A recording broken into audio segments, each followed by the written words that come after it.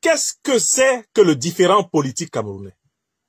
Je peux le formuler d'une manière très simple en disant que le conflit ou le différend politique camerounais vient du fait que depuis la période de la colonisation allemande, britannique et française, le peuple camerounais n'a jamais librement et souverainement choisi ses dirigeants. Je recommence. En quoi consiste le problème national camerounais? Il consiste en ceci, que depuis la naissance du bout des lèvres de la République dite indépendante du Cameroun, les Camerounais n'ont jamais pu choisir librement leur président de la République, leurs députés, leurs maires, leurs conseillers municipaux.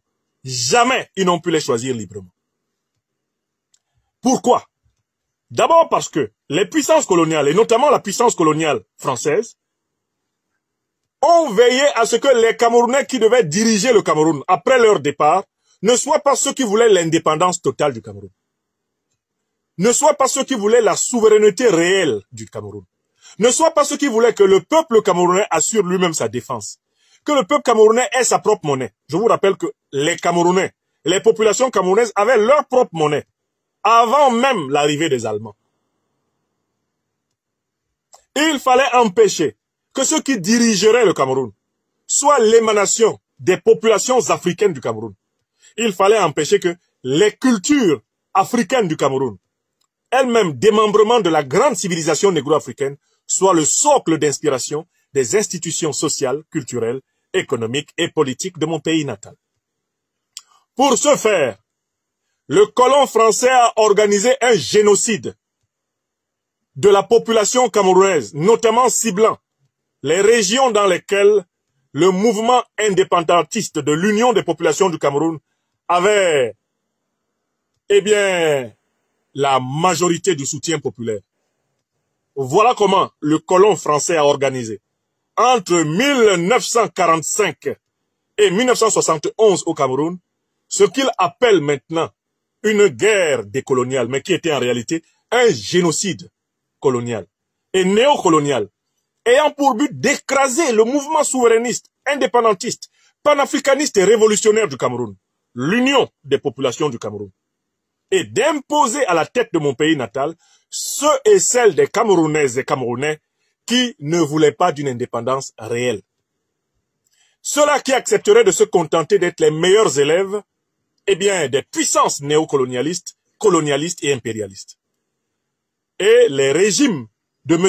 Amadou Babatoura Ahidjo et Paul Barthélemy Biya, c'est-à-dire les régimes de l'UNC, soi-disant Union nationale camerounaise, et du RDPC, soi-disant Rassemblement démocratique du peuple camerounais, ces régimes sont issus de la cuisse directe du colonialisme et du néocolonialisme français, qui les a imposés en massacrant plus d'1 million de Camerounaises et de Camerounais, lesquels n'ont jamais été réparés, lesquels n'ont jamais été rétablis dans leurs droits, lesquels ne sont pas honorés ni dans l'histoire, ni dans la factualité de ce pays.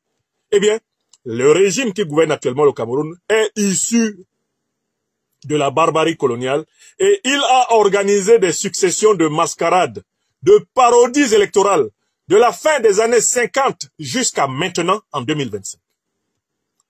De telle façon que le différend politique camerounais se formule de la façon suivante. Comment faire pour que le peuple camerounais redevienne le maître de son destin, c'est-à-dire choisisse librement ses propres dirigeants? Il y a deux écoles qui s'affrontent. Dans le champ politique camerounais actuel, il y a deux écoles qui s'affrontent.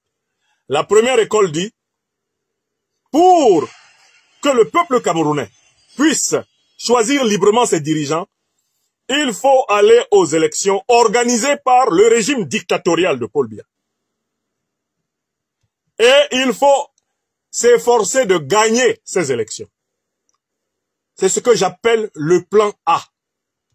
Ce plan A est notamment incarné par l'opposition dirigée par le président du MRC, le professeur Maurice Kamto, que j'appelle toujours respectueusement mon aîné et mon doyen, malgré toutes les injures dont ses partisans et ses proches collaborateurs m'agonisent depuis plusieurs semaines, avec sa propre eh bien, muette complicité. Parce que quelqu'un comme le général Valsero est un proche collaborateur et un membre éminent du MRC, du président Kamto. Si lui, il peut tenir envers moi des propos désobligeants, me visant ad hominem, essayant de m'atteindre au niveau de ma dignité de personne et de ma personne privée, il ne peut le faire qu'avec l'accord de son patron. Et je voudrais lui dire que je reçois 5 sur 5 le mépris de ses plus proches collaborateurs. Je cite nommément le général Valsero. Dans ma critique politique envers le président Maurice Kamto, défenseur du plan A, je ne me suis jamais attaqué à sa personne privée, pour laquelle j'ai beaucoup d'estime. Parce que une partie de sa famille est constituée de mes amis et de mes frères. Et que je le considère comme un aîné. Je peux ne pas être d'accord politiquement avec lui, mais par estime pour ceux des siens qui sont mes amis et mes frères, au-delà de la politique, je fais la critique politique. Donc, le président Maurice Kamto qui est là à Yaoundé et qui suit les sorties et les saillies de ses partisans et qui lui-même est fâché parce que je ne suis pas d'accord avec le plan A, le président Maurice Kamto nous dit « Allons massivement aux élections, je vais les gagner », c'est-à-dire lui, le président Maurice Kamto, il va gagner les élections, mais comme Paul Biya ne va pas accepter, à ce moment on va se révolter pour installer au pouvoir celui qui aura gagné les élections. C'est ça le plan A. C'est ça le plan A. Et dans mon pays natal, le Cameroun, la haine de la vérité a atteint un tel niveau que le seul fait d'expliquer le problème qui se pose aux Camerounais, notamment aux partisans de mon aîné, le président Maurice Kamto, président du MRC, le seul fait de leur expliquer que nous avons bien compris ce qu'il veut, ce que lui il dit, et que nous ne sommes pas d'accord avec cela, c'est devenu un crime. Donc, le différent est le suivant. Tout le monde sait que Paul Biya va truquer les élections. Même le MRC du président Maurice Kamto sait que Paul Biya va truquer les élections. Toute l'opposition camerounaise, on peut citer d'autres partis qui se présentent de l'opposition. L'UPC sait que Paul Biya va truquer les élections. Le PCRN sait que Paul Biya va truquer les élections. Le SDF sait que Paul Biya va truquer les élections. Hein? Écoutez-moi bien. Hein? Quel est l'autre parti là? Quels sont les autres partis d'opposition? Tous les partis d'opposition au Cameroun, qu'ils soient des partis authentiquement installés dans l'opposition, c'est-à-dire qui veulent vraiment renverser le régime de Biya, ou qu'ils soient des partis qui sont des croupions du pouvoir. Tout le monde sait au Cameroun que Paul Biya va truquer les élections. Pourquoi va-t-il truquer les élections? D'abord, parce qu'il a été installé à la tête du Cameroun par trucage, comme son patron est idiot. Ça, c'est un. Deuxièmement, il va truquer les élections parce que les colons et leurs héritiers n'ont jamais gagné les élections. Ils savent que s'ils consultent le peuple, ils perdent. Troisième élément, ils détiennent les organes électoraux. Ils détiennent les institutions policières, de gendarmerie, militaires, les renseignements généraux. Les armes létales du pays les détiennent, donc la force. Quatrième raison, ils inondent le champ politique camerounais d'actes de corruption qui affaiblissent l'opposition, qui affaiblissent le peuple. Cinquième raison, ils ont administré un esprit de défaite et de fatalisme au peuple camerounais par les nombreux massacres de masse qu'ils ont administrés à ce peuple. Et voilà pourquoi, assis sur cette histoire de terreur, de domination, d'intimidation, on sait très bien qu'en octobre 2025, Monsieur Biya vivant ou ses héritiers qui tiennent en son nom le pouvoir d'État vont déclarer leur parti gagnant, leur candidat gagnant, qu'il s'appelle Paul Biya ou quelqu'un d'autre. Tout le monde le sait. Mais face à ce savoir, que je ne conteste à personne, je dis même les gens du RDPC, même les militants du parti au pouvoir au Cameroun savent que Paul Biya va truquer les élections. Si vous faites une enquête secrète, sans risque de divulgation de leur nom, auprès des militants du RDPC, le parti de Biya, eux-mêmes vont vous dire, nous savons que notre patron va se proclamer élu par trucage, par fraude et par violence. Car en fait, il n'a pas gagné les élections au Cameroun. Jamais il ne les a gagnées à la régulière. Il a toujours utilisé le mensonge, il a toujours utilisé la violence et la ruse. Donc le président Maurice Kamto, dont les partisans sont en train de s'endiabler parce qu'on critique leur stratégie. Le président Maurice Kamto dit, on va quand même aller à ces élections-là. Élections sans liste électorale. On va quand même aller à ces élections-là. Élections sans institution électorale consensuelle. On va quand même aller à ces élections-là. Élections truquées d'avance, fraudées d'avance, volées d'avance. On va quand même y aller. Quand on va voler l'élection, les Camerounais pourront donc se mobiliser pour défendre ma victoire. Moi, Maurice Kamto. Et à ce moment-là, nous aurons des chances d'obtenir l'alternance. Voilà ce que dit le parti de mon aîné, le professeur Maurice Kamto. Bon, moi je ne suis pas membre de son parti, je n'en ai jamais été membre. Mais quand après 2018, j'ai fait partie des Camerounaises et des Camerounais qui l'ont soutenu, c'est parce que nous tentions pour la deuxième fois quelque chose qui n'avait pas marché. Froundi s'était fait voler l'élection de 1992, puis toutes les autres. Nous avions tenté de nous mobiliser autour de sa personne pour lui redonner sa victoire volée. Ça n'a pas marché. En 2018, 2019, jusqu'en 2020, nous avons tenté de nous mobiliser autour de la victoire volée du président Maurice Kamto. Ça n'a pas marché. Moi, Franklin Nyamsi Wa Cameroun, qui suis connu pour ne pas avoir peur de dire quand je ne suis pas d'accord que je ne suis pas d'accord.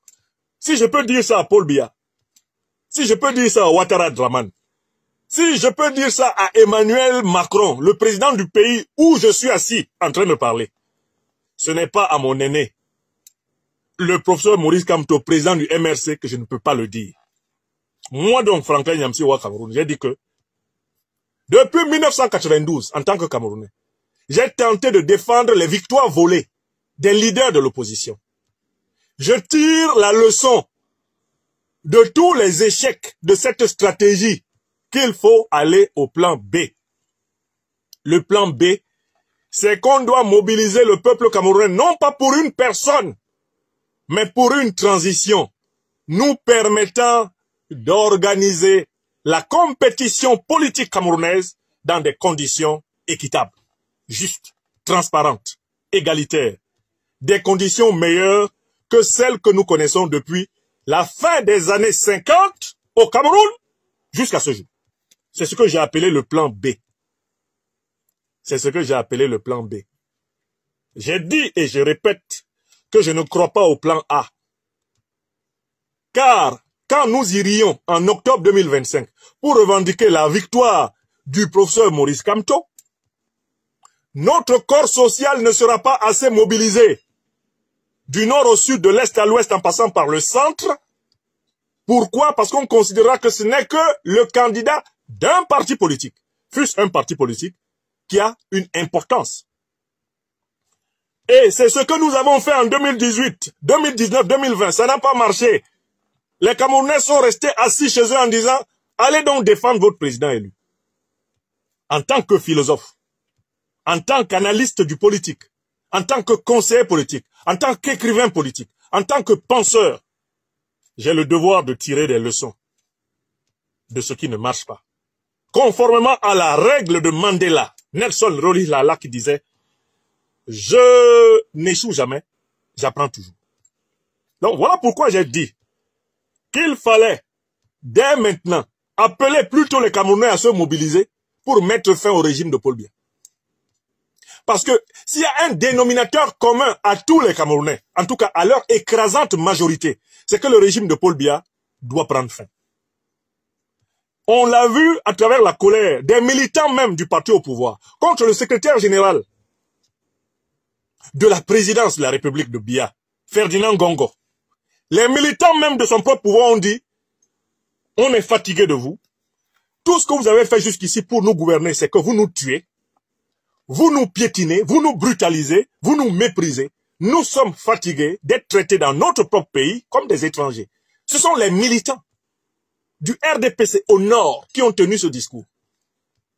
C'est ce discours qui doit être tenu. Et nous devons convaincre les populations camerounaises du nord au sud, de l'est à l'ouest, en passant par le centre et les diasporas, que ce pays-là, il y a une place pour nous tous. Nous n'avons pas besoin de le confisquer pour une ethnie, pour une région, pour une religion, pour un individu. Nous n'avons pas besoin de lutter pour quelqu'un, pour que quelqu'un soit ceci ou cela. Nous avons besoin de lutter pour que le pays fonctionne bien pour nous tous et pour toute l'Afrique. Donc, il nous faut élever le niveau de conscience pour pouvoir mobiliser largement la population. C'est ce que j'ai dit. Et c'est la raison pour laquelle mes anciens amis, mes anciens frères et sœurs, membres du MRC, chargés de faire régner le plan A dans l'opinion, me prennent en chasse, non pas sur la base d'arguments politiques, mais d'arguments ad hominem, d'arguments personnels. Je voudrais répondre à leurs arguments personnels ici. Argument personnel, tu as soutenu Ouattara, tu as soutenu Guillaume Soro, on t'a vu avec Blaise Compaoré, donc tu ne peux rien dire sur la situation camerounaise. Ma réponse est la suivante. Le président Maurice Kamto qui est là, il a été ministre du dictateur camerounais Paul Biya pendant 7 ans. Ça ne m'a pas empêché de le soutenir. Quand il a pris fait et cause pour notre peuple, en tant que candidat à l'élection présidentielle en 2018, et qu'il a lutté pour obtenir un système politique transparent. Donc, l'argument qui consiste pour certains à prendre tel ou tel de mes engagements en Afrique de l'Ouest comme un argument contre moi au Cameroun, en tout cas pour ceux qui sont des militants du MRC, ils se retournent contre leur chef. Je veux leur répondre ici, pour qu'ils ne disent pas que j'ai dit ça par détour. Non. L'action politique est un terrain évolutif et critique et dialectique. Moi là, en Côte d'Ivoire, c'est pour soutenir mon ami Guillaume Soro, mon camarade syndicaliste panafricaniste révolutionnaire Guillaume Soro, qu'à un moment donné, je me suis retrouvé dans le périmètre de Ouattara. Mais quand Alassane Ouattara a voulu me recruter le 23 octobre 2014 comme conseiller spécial à la présidence de la République, en me demandant de trahir mon ami, mon compagnon, que je connais, Guillaume Kibafori Soro, j'ai dit à Alassane Ouattara non. Et j'ai commencé à rompre, justement, avec le régime de Ouattara à cette date. Je ne suis jamais devenu ministre de Ouattara. J'ai refusé d'être son conseiller spécial. Et quand, à l'époque, je voulais être mis à la disposition de l'État de Côte d'Ivoire pour travailler comme conseiller spécial du président de l'Assemblée nationale, Guillaume Kibafori Soro, Alassane Ouattara, comme vous voyez là, il s'est opposé. Parce que j'ai refusé de me soumettre à lui. Voilà mes états d'âme. Je n'ai jamais été conseiller politique de l'ancien président burkinabé Blaise Compaoré. J'ai été le voir à un moment critique de sa carrière politique pour lui présenter mes analyses. Donc beaucoup se sont avérés prémonitoires de ce qui allait lui arriver. Et cela parce qu'il y avait une amitié de lutte, une camaraderie de lutte, que je ne démentirai pas entre lui et mon leader et ami ivoirien, le président Guillaume Kibafori Soro, envers lequel il a été bon. Je rappelle que le président Compaoré que vous voyez là a financé dans les années 90 le Front populaire ivoirien du président Laurent Gbagbo. Pour ceux qui ne connaissent pas la politique ivoirienne, ne venez pas avec les camerouniaiseries dedans. Vous n'en savez pas grand-chose. La politique ivoirienne n'est pas simplement un conflit entre la France-Afrique et l'Afrique. Non. Dans la politique ivoirienne, l'amitié envers l'élite politique française était largement un sentier battu de toutes les familles politiques lorsque la crise a éclaté. Et le président Compaoré que vous voyez là, c'est l'un des soutiens du FPI. FPI originel. Il faut que vous écriviez aussi ça quand vous parlez de nous. Donc, personne au Cameroun ne peut utiliser mon passé ouest-africain contre moi. Pourquoi d'abord? Parce que je me suis démarqué de M. Ouattara et je suis considéré par Alassane Dramane Ouattara comme l'une de ses plus grandes bêtes noires sur la terre actuelle. Quant à mon pays natal, le Cameroun, moi, contrairement à mon aîné, le professeur Kamto, je n'ai jamais été ministre de Paul Biya, ministre du gouvernement dirigé par Paul Biya, ministre de la République dirigé par Paul Biya. Et je ne le serai jamais. Donc, ça ne sert à rien de tenter de m'attaquer sur ce terrain. Parce que votre leader, votre mentor, il n'est pas au Cameroun, il n'est pas plus propre que moi. Je vous réponds ça. Et ne dites pas que j'ai dit ça derrière, je vous dis en face. Parce que j'ai le sentiment que certains de mes frères et sœurs, les militants du MRC, pensent qu'on doit se cacher pour leur parler. Je ne me cache pas pour vous parler. Si je peux parler à Paul Biya en face, si je peux parler à Ouattara en face, si je peux parler à Macron en face, ce n'est pas au président Kamto que je ne peux pas parler en face. Alors, deuxième argument qu'ils ont, ils donnent l'impression que dès que quelqu'un ne partage pas le plan A, cette personne serait en danger. Je voudrais leur demander de quitter ce terrain. Le terrain de la menace, de l'intimidation physique. Le terrain de la prétention à détenir le monopole de la violence. Hors du Cameroun. Il faut que vous quittiez très rapidement sur ce terrain. Parce que c'est un terrain glissant. Les panafricanistes révolutionnaires camerounais vous ont précédé depuis très longtemps sur le terrain de la lutte révolutionnaire. Eux, ils ont mené une guerre face aux colons français. Une guerre qui a coûté 1 million de morts au Cameroun. Il n'y a aucune famille politique qui puisse intimider un UPCiste. Bien formé. Au Cameroun. Je dis bien aucune. Zéro. C'est-à-dire que le chapeau rouge et noir que vous voyez là, c'est le chapeau du panafricanisme révolutionnaire africain du Cameroun. Alors, je voudrais en profiter pour leur enseigner une distinction fondamentale. Il y a 3 formes de violence. Il ne faut pas les confondre. Il y a la violence d'État. Il y a la violence révolutionnaire et il y a la violence légitime. La violence d'État consiste à utiliser le pouvoir qu'on a, l'avantage physique qu'on a, dans un contexte particulier, pour brutaliser ceux qui ne pensent pas comme nous. C'est ce que fait Paul Biya contre nous. Ça s'appelle la violence d'État. Même quand vous êtes dans l'opposition, si vous tentez d'imposer votre point de vue seulement à coup de poing, vous êtes dans la violence d'État. Si vous imposez votre point de vue à coup de poing, vous êtes dans la violence d'État. Si vous imposez votre point de vue par des menaces, des intimidations, du harcèlement psychologique, par le doigt pointé, l'indexation de celui qui ne pense pas comme vous êtes partisan de la violence d'État. C'est-à-dire que vous reproduisez le réflexe de Biya. Quand on n'est pas d'accord avec Paul Biya, quand on n'est pas d'accord avec Katangandji, qu'est-ce qu'il pense à faire? Emprisonner, frapper, tuer, exiler. Il ne faut pas que les militants d'une opposition qui aspire à l'alternance se signalent dans l'opinion comme étant ceux qui, face à la critique, n'ont qu'une seule idée, la violence. Maintenant, il y a 2 autres formes de violence qui, elles, sont des violences politiquement fécondes. C'est 1, la violence révolutionnaire. Celle qui permet de renverser la dictature, elle est légitime. La violence révolutionnaire, là, qui permet de renverser la dictature, l'état dictatorial, elle est légitime. C'est-à-dire que si des militaires patriotes camerounais décident de mettre fin au régime de Paul Biya, ils ont le droit. Si le peuple camerounais mobilisé décide de mettre fin au régime de Paul Biya, il a le droit. Pourquoi? Parce que le régime de Paul Biya était un régime anti-populaire, anti-camerounais, anti-africain. La violence révolutionnaire, elle est légitime du point de vue de l'intérêt souverain du peuple et de la majorité du peuple exploité. Vous comprenez? Il y a une 3e forme de violence. Je vous l'enseigne. Pour ceux qui ne le savent pas, c'est la légitime défense. Quand vous agressez quelqu'un et qu'il essaye de sauver sa vie, sa peau, quoi qu'il vous arrive dans cette affaire, la personne qui essaye de sauver sa peau exerce l'un des éléments les plus fondamentaux du droit naturel qui s'appelle la légitime défense. Nous qui sommes dans l'opposition au régime de Paul Biya, nous ne devons utiliser, si nous en avons les moyens, que la violence révolutionnaire et la légitime défense. Nous ne devons jamais utiliser la violence d'État. Parce que si nous utilisons la violence d'État, nous sommes contaminés par la maladie de la dictature. Autrement dit, vous êtes pour le plan A. Vous pensez que en allant à Elekam, en sachant bien qu'Elekam va truquer, on va pouvoir mobiliser tout le peuple camerounais pour imposer à la tête du pays votre candidat, dont l'élection sera volée. Lui-même, il le sait. Le président Maurice Kamto Monene sait très bien que Paul Biya va truquer l'élection. Si Paul Biya est vivant, en octobre 2025, il va se proclamer élu.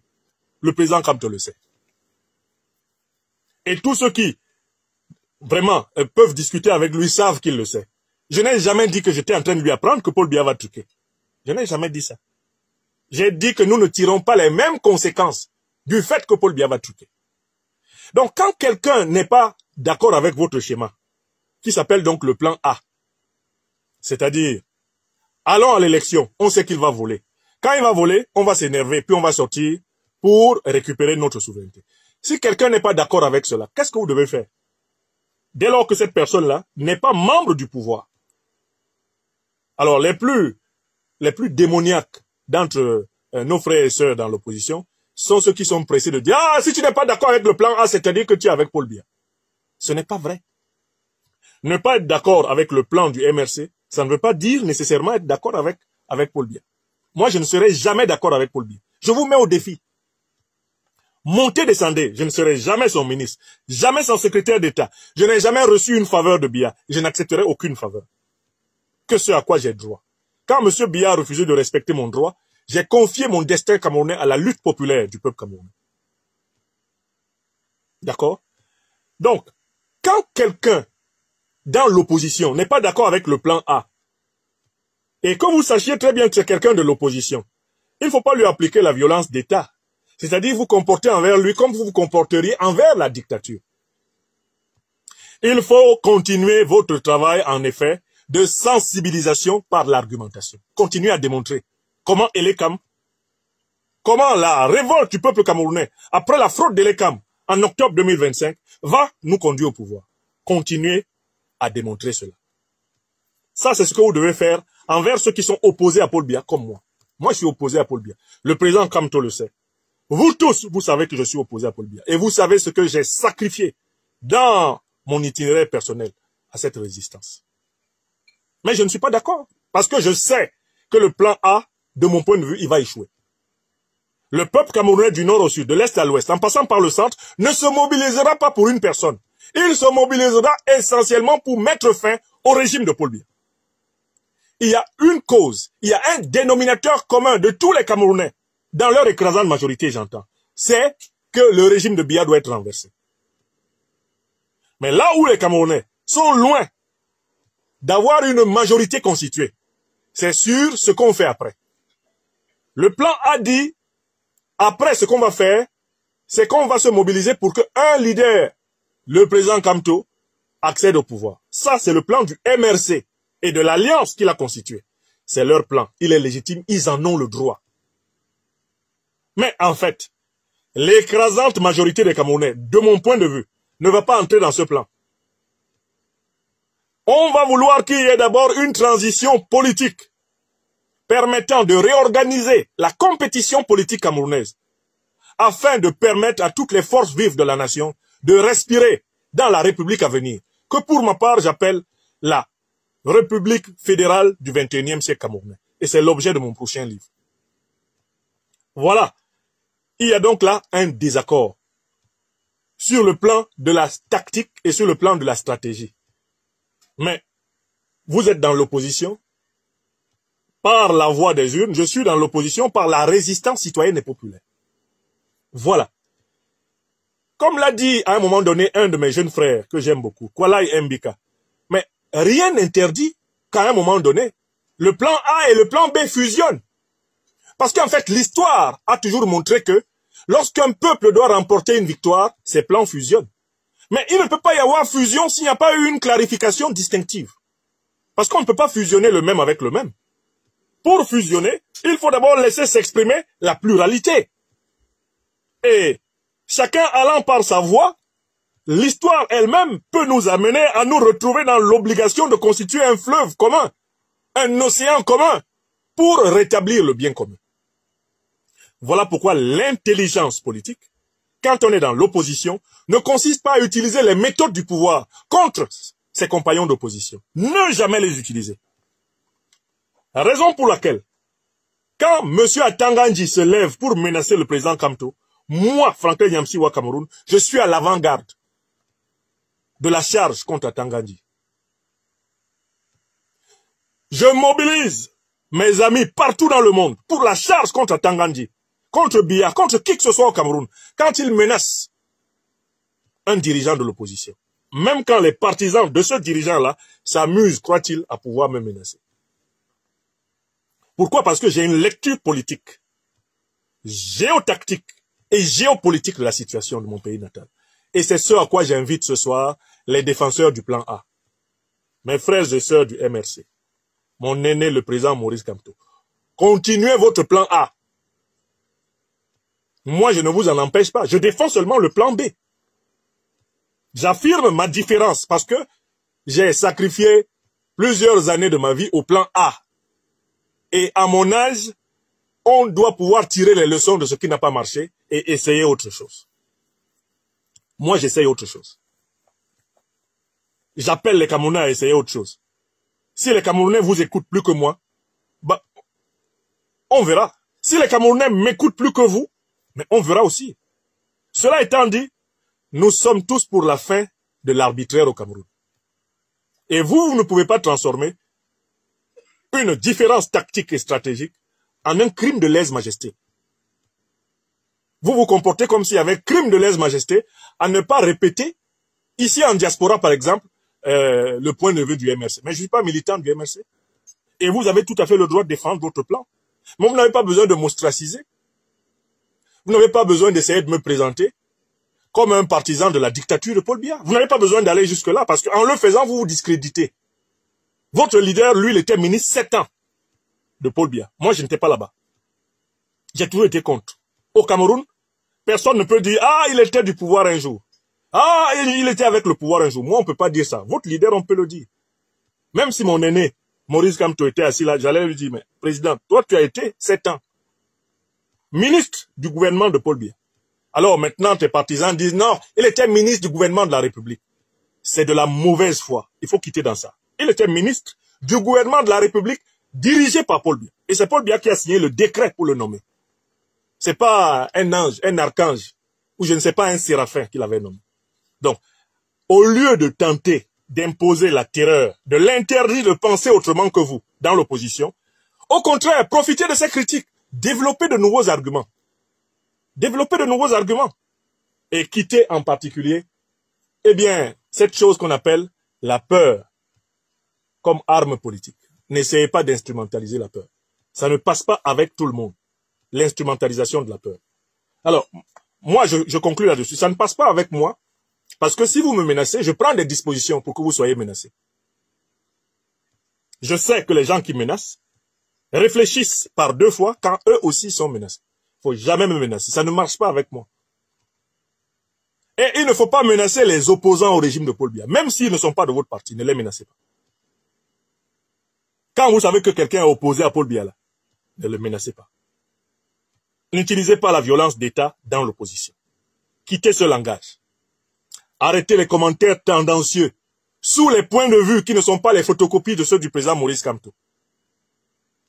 Donnant l'impression que la personne qui n'a pas le point de vue du président Maurice Kamto aurait signé comme une espèce d'arrêt de mort.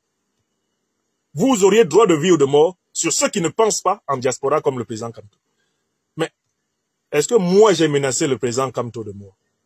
Est-ce que j'ai menacé son parti de mort? Est-ce que j'ai menacé de coups et blessures ses partisans? Plusieurs de ses partisans s'exercent à ça. Je cite une phrase du plus incongru d'entre eux, le général Valsero, et dit que lui, il est un soldat de son patron, et que s'il faut écarter quelqu'un, parlant de moi, s'il faut écarter quelqu'un sur la route, lui, il écarte. Voilà un enfant qui a commencé à faire la politique, plus de 20 ans après notre premier engagement politique, qui se tient en diaspora, pour dire à des militants politiques, des intellectuels politiques, de notre dimension, de notre trempe, je t'écarte. Et son patron ne lui dit pas, ne parle pas comme ça à des gens qui sont plus outillés que toi. Parce qu'en le faisant, tu rabaisses le niveau de ma formation politique. Tu n'as pas le niveau. Dans le MRC, ceux qui peuvent critiquer Franklin Nyamsi ou Cameroun sont des gens qui sont au moins d'un niveau comparable. Quand vous voulez monter à l'assaut de l'opinion de quelqu'un, envoyez-lui des gens qui ont son niveau.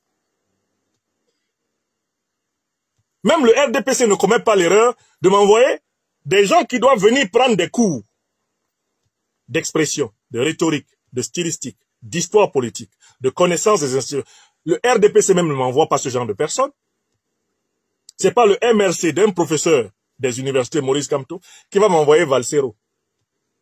Dans quel débat, dans quelle échelle de débat politique on peut poser Valsero face à moi? À quel moment Valsero apparaît-il dans le terrain politique camerounais? pour que ce soit lui qui soit le porte-étendard et qui écarte ceux qui ne pensent pas comme Maurice Kamto.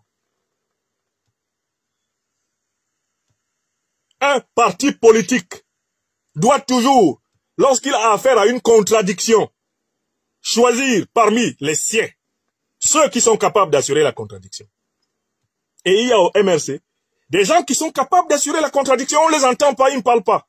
Pourquoi? Parce que les braillards, les gouailleurs, les gueulards ont bouffé la place. Ils ont bouffé la tontine. Ce sont eux qui sont sur les réseaux sociaux et ils ne connaissent que trois choses. L'insulte, la menace et la confusion mentale. Insulter, menacer, créer des confusions mentales. À travers des accusations complètement fantasmagoriques. Donc, je voudrais dire, une fois de plus, que le désaccord porte sur la tactique et la stratégie politique pour la chute de la dictature de Paul Biya. Je ne suis pas d'accord avec le plan A. Je me bats pour le plan B. Mais je n'empêche pas ceux qui sont pour le plan A de continuer. Je me bats pour le plan B. C'est-à-dire dire aux Camerounais, il va falloir que nous sortions par millions dans ce pays pour le reprendre pour ces populations. Et instaurer une transition politique lors de laquelle, à l'instar du Mali, du Burkina Faso et du Niger, nous allons remettre à plat et à pied des institutions qui vaillent la peine de refléter notre grand peuple. Voilà ma différence. Voilà ma différence. Mais ce n'est pas une différence qui serait comme une hache de guerre. La hache de guerre, c'est contre Biya. Mon adversaire, mon ennemi politique, c'est Paul Biya et son système. Et c'est contre eux que j'élabore le plan B, que je défends le plan B, que je défendrai le plan B. C'est contre Paul Biya et son système. Même le président Maurice Kamto, si le plan B marche, il pourrait en profiter pour faire la politique en sécurité, pour faire de la politique en tranquillité, pour faire de la politique en liberté. Parce que ce qu'il a vu depuis 2018, dans ce Capharnaüm, cette mare au crocodile qu'est le Cameroun, ce qu'il a vu là, mais c'est suffisamment grave pour qu'on comprenne qu'on doit libérer le pays. On doit collectivement libérer le pays. Et ce n'est pas la responsabilité du seul MRC ou du seul président Maurice Kamto, je ne l'ai jamais dit. Je continue à appeler la totalité du peuple camerounais, dans son écrasante majorité, à entrer dans la lutte pour une transition. Et cela profitera aussi au MRC. Car la politique, de mon point de vue, c'est la recherche du bien commun. Alors, le messie du peuple camerounais, ce n'est pas moi, ce n'est pas quelqu'un. Le messie du peuple camerounais, c'est le peuple camerounais. Quand les Camerounaises et les Camerounais vont sortir de leurs enclos mentaux tribaux, régionaux, religieux, sectaires, pour regarder le Cameroun comme une grande nation panafricaine qui doit se réaliser, les Camerounaises et les Camerounais, tous ensemble, vont reprendre en main le destin de notre nation. Et ils donneront la télécommande de ce pays à ceux qui ont vu, oh, juste, profond, ceux qui ont eu le courage d'exprimer un point de vue apparemment minoritaire, mais en réalité, le plus riche et le plus fécond. Ainsi soit-il, ainsi soit-il, ainsi soit-il. C'est la réponse que je voulais donner en ce début de semaine à la propagande du plan A, qui au lieu de rester sur le terrain des arguments pour démontrer comment ils vont transformer le trucage, la fraude de l'ECAM en une victoire politique, eh bien, il faut démontrer ça aux Camerounais. Il faut expliquer aux Camerounais. Moi, je suis dans le plan B et je leur explique que même si c'est ce soir que les Camerounais, les Camerounaises m'écoutent, nous sommes libres. Même si c'est demain. Et même s'ils m'écoutent après le mois d'octobre 2025, c'est pareil. Nous serons libres quand l'écrasante majorité des Camerounais aura compris ce que les peuples ouest-africains du Mali, du Burkina Faso, du Niger ont compris. D'accord? À savoir que un peuple mobilisé est invincible par une dictature. Pour le moment, beaucoup de Camerounaises et de Camerounais croient encore que la dictature est plus forte que nous. Mais lorsque cette croyance va s'inverser et que la confiance va revenir dans la population, un peu comme ces élites du Nord, que j'ai vu danser, eh bien, Ngongo Ferdinand, quand ce phénomène que nous avons vu dans le Nord va se généraliser dans tout le pays, tout le monde sera libéré, y compris mes frères et sœurs du MRC. Et tout le monde sera content. Et moi, pour moi, la politique, elle vaut la peine d'être faite pour servir des causes qui nous dépassent. Non pas pour servir la gloire d'une personne. Le Messie du Cameroun, c'est le peuple camerounais. Ce n'est pas un individu. Personne, individuellement parlant, ne viendra nous sauver. Nous nous sauverons ensemble ou nous périrons tous. Nous nous sauverons ensemble ou nous périrons tous. Et il n'y a pas de Jésus-Christ camerounais. Nous sommes tous en situation prophétique et messianique si nous comprenons que notre bien commun en tant que peuple est en jeu. Et c'est ce que je voulais montrer sur ce premier sujet. C'est ce que je voulais montrer sur ce premier sujet.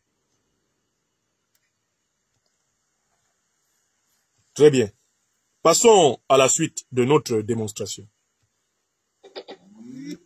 À la suite de notre démonstration. Sur le premier sujet, je me suis exprimé.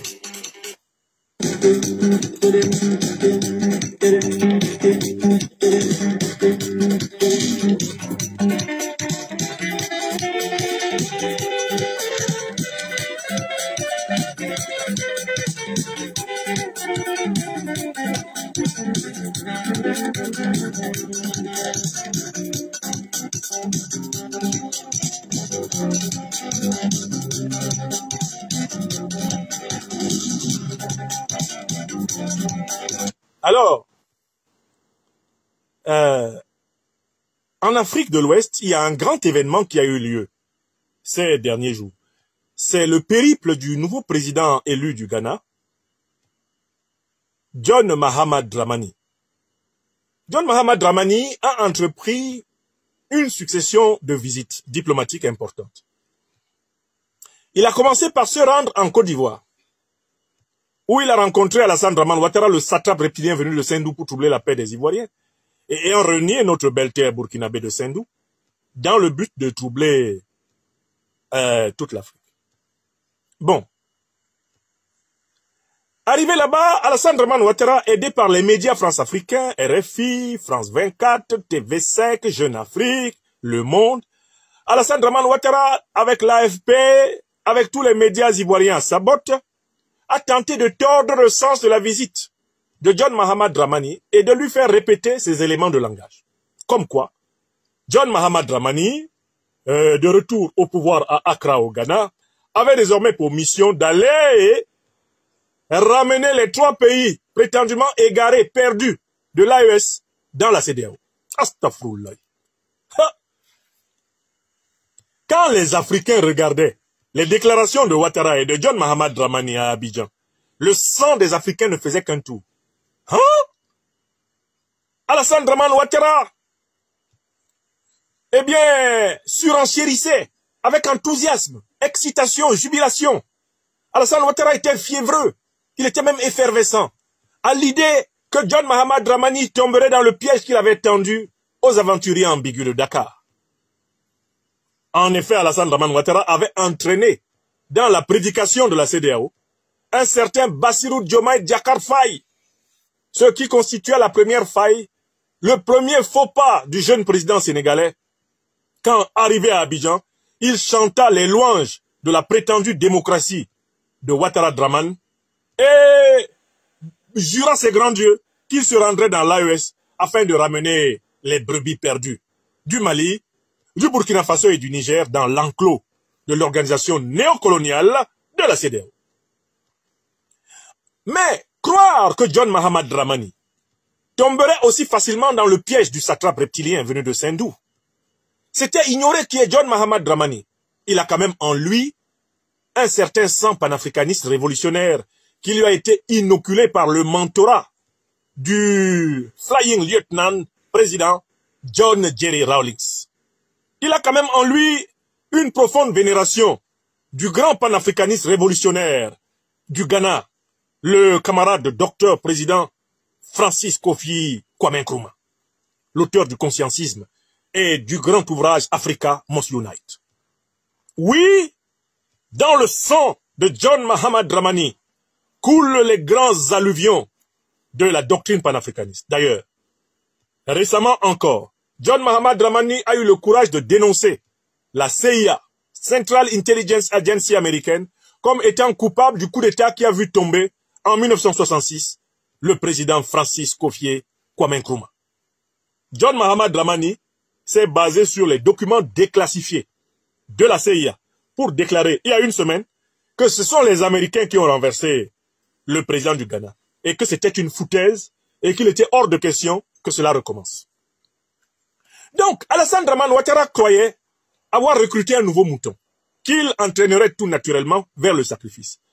Alassane Dramane Ouattara croyait avoir pris un dindon et il aiguisait son couteau en graissant ses dents et en affûtant littéralement les perspectives d'une implosion espérée de l'AES à travers le cheval de Troie John Mahatma Dramani qu'il enverrait pour embrouiller, emberlificoter, mélanger, confondre les leaders du Mali, du Burkina Faso et du Niger.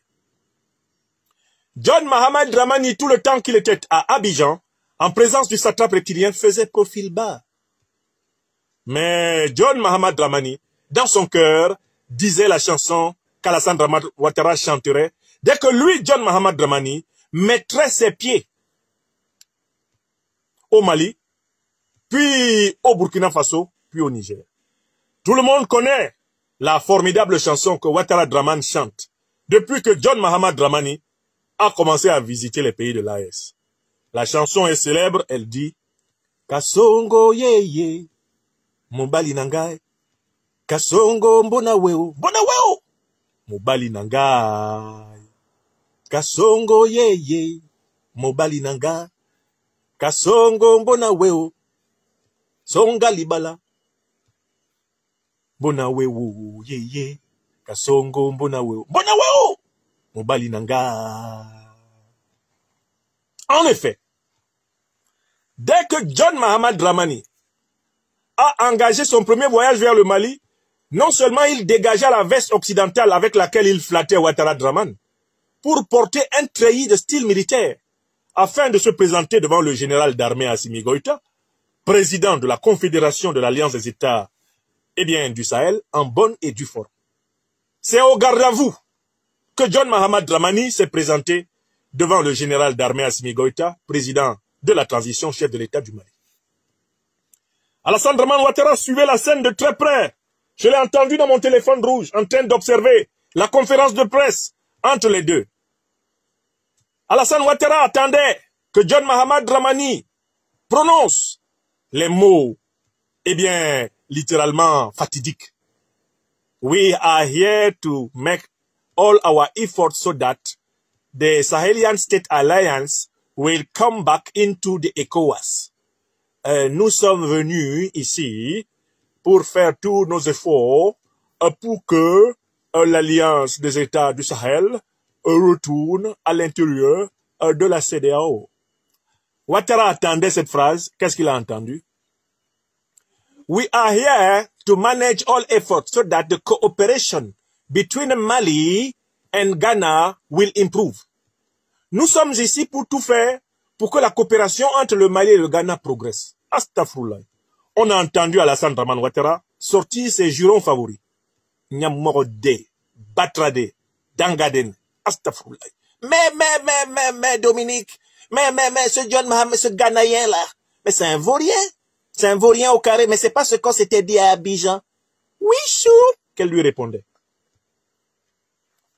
Ouattara se disait, bon, si ça se trouve, en fait, il va changer de discours quand il va arriver au Burkina. Il sait quand même que je lui ai demandé de secouer le Burkina. Il sait que c'est quand même mon pays natal. Hein. Faut qu'il parle fort là-bas. Chou, c'est pas ton pays natal, tu es de Dembokro. Tu as dit que tu es né à Dembokro. Mais, Dominique, ça c'est mon acte de naissance officiel. Tout le monde sait que je suis de Saint-Dou. En tout cas, je compte sur John Mahama. John Mahatma Dramani, président du Ghana, atterri au Burkina Faso. Quand il a vu le capitaine Ibrahim Traoré, il a oublié tout ce que Ouattara lui avait dit à Abidjan. Oh, my president, my captain, my wonderful captain. You remember me, Sankara? You are, oh, wonderful. I'm so proud of you. Mon capitaine. Ah, qu'est-ce que vous me rappelez, le président Thomas Sankara? Nous sommes tellement fiers de vous, mon capitaine. Ah, on peut faire ça. Alassane Ouattara, une fois de plus, au téléphone rouge. Mais, ce Ghanéen, c'est vraiment un filou. Hein. C'est un grigou fini, hein. Dominique, il ne répète aucun élément de langage. C'est RFI, France 24 et Le Monde qui sont seuls en train de parler de retour dans la CEDEAO. Mais John Mahamad Dramani, il s'en fout. Hein. Chou, je t'avais dit que ce Ghanéen-là, il fallait se méfier d'eux. Je t'ai dit que c'était un héritier de John Jerry Rawlings, chou. Hein. C'est le même individu qui s'amène à Niamey au Niger. Mais quand il voit le costaud général Abdourahmane Tiani, président de la transition, chef de l'État du Niger, astaghfirullah. Mais il a oublié, même la photo de Ouattara est sortie de la tête. La photo de Ouattara est sortie de la tête de John Mahamad Dramani. Si vous demandiez à Niamey, à John Mahamad Dramani, qui est Alassane Dramane Ouattara, il vous répondrait, who is that guy? C'est qui? Je ne connais pas son nom. Alassane Dramane Ouattara? Who is that guy? The president, the so-called president of Côte d'Ivoire, le soi-disant président de la Côte d'Ivoire. I don't know that guy. It is probably a neocolonialist subject. I don't know that guy. C'est sûrement un sujet néocolonial, je ne le connais pas. Que fait John Mahamad Dramani au Mali, au Burkina Faso et au Niger? Le président du Ghana négocie les marchés ghanéens. Le Ghana est un pays menacé de faillite. Le Ghana est un pays en déclin, en dégringolade économique. Le Ghana est un pays qui plusieurs fois a failli mettre la clé sous le paillasson parce que Nana Akufo-Addo l'a conduit aux abîmes par le surendettement. Donc John Mahamad Dramani qui est là, lui son problème c'est de gagner le maximum de business avec l'AES. Quand il allait voir le président Assimi Goïta, il n'avait que des plans de business. Entraidons-nous pour combattre les terroristes. S'il vous plaît, faites des affaires avec nous parce que nous sommes en train de tomber. Quand il arrive à Ouaga, entraidons-nous pour combattre les terroristes. On va créer une ligne directe. Nous allons vous ouvrir tous les ports du Ghana. Tous les ports du Ghana vous sont ouverts. Ne passez même plus ailleurs. Ne cherchez même plus à Abidjan. Venez à Accra, venez à Tekoradi, venez à Koumassi, venez chez nous. Ne passez plus sur les autres. Sur les autres, là, c'est trop long. Ah, on peut faire ça. C'est-à-dire qu'en fait, John Mahamad Dramani a transformé sa promesse de ramener l'AES dans la CEDEAO plutôt en une occasion de chercher des marchés pour le Ghana auprès de l'AES. John Mahamad Dramani est venu avec humilité, avec modestie. Il est venu dire à l'AES, pardon, laissons l'affaire de la CEDEAO, faisons des affaires entre nous. Moi-même, John Mahamad Dramani, si je vous dis que je compte sur la CEDEAO là, je mens. Il n'y a rien de bon dedans. Voilà pourquoi, par une magie extraordinaire, le mot CEDEAO a disparu de la bouche de John Mahamad Dramani pratiquement pendant toutes les 3 visites. Il ne connaît plus le nom là. ECOWAS CEDEAO. CEDEAO à Bana Peu. Bori Bana, la course est terminée. Makabo Mambel, les Makabos sont cuits. Le type fait 3 capitales.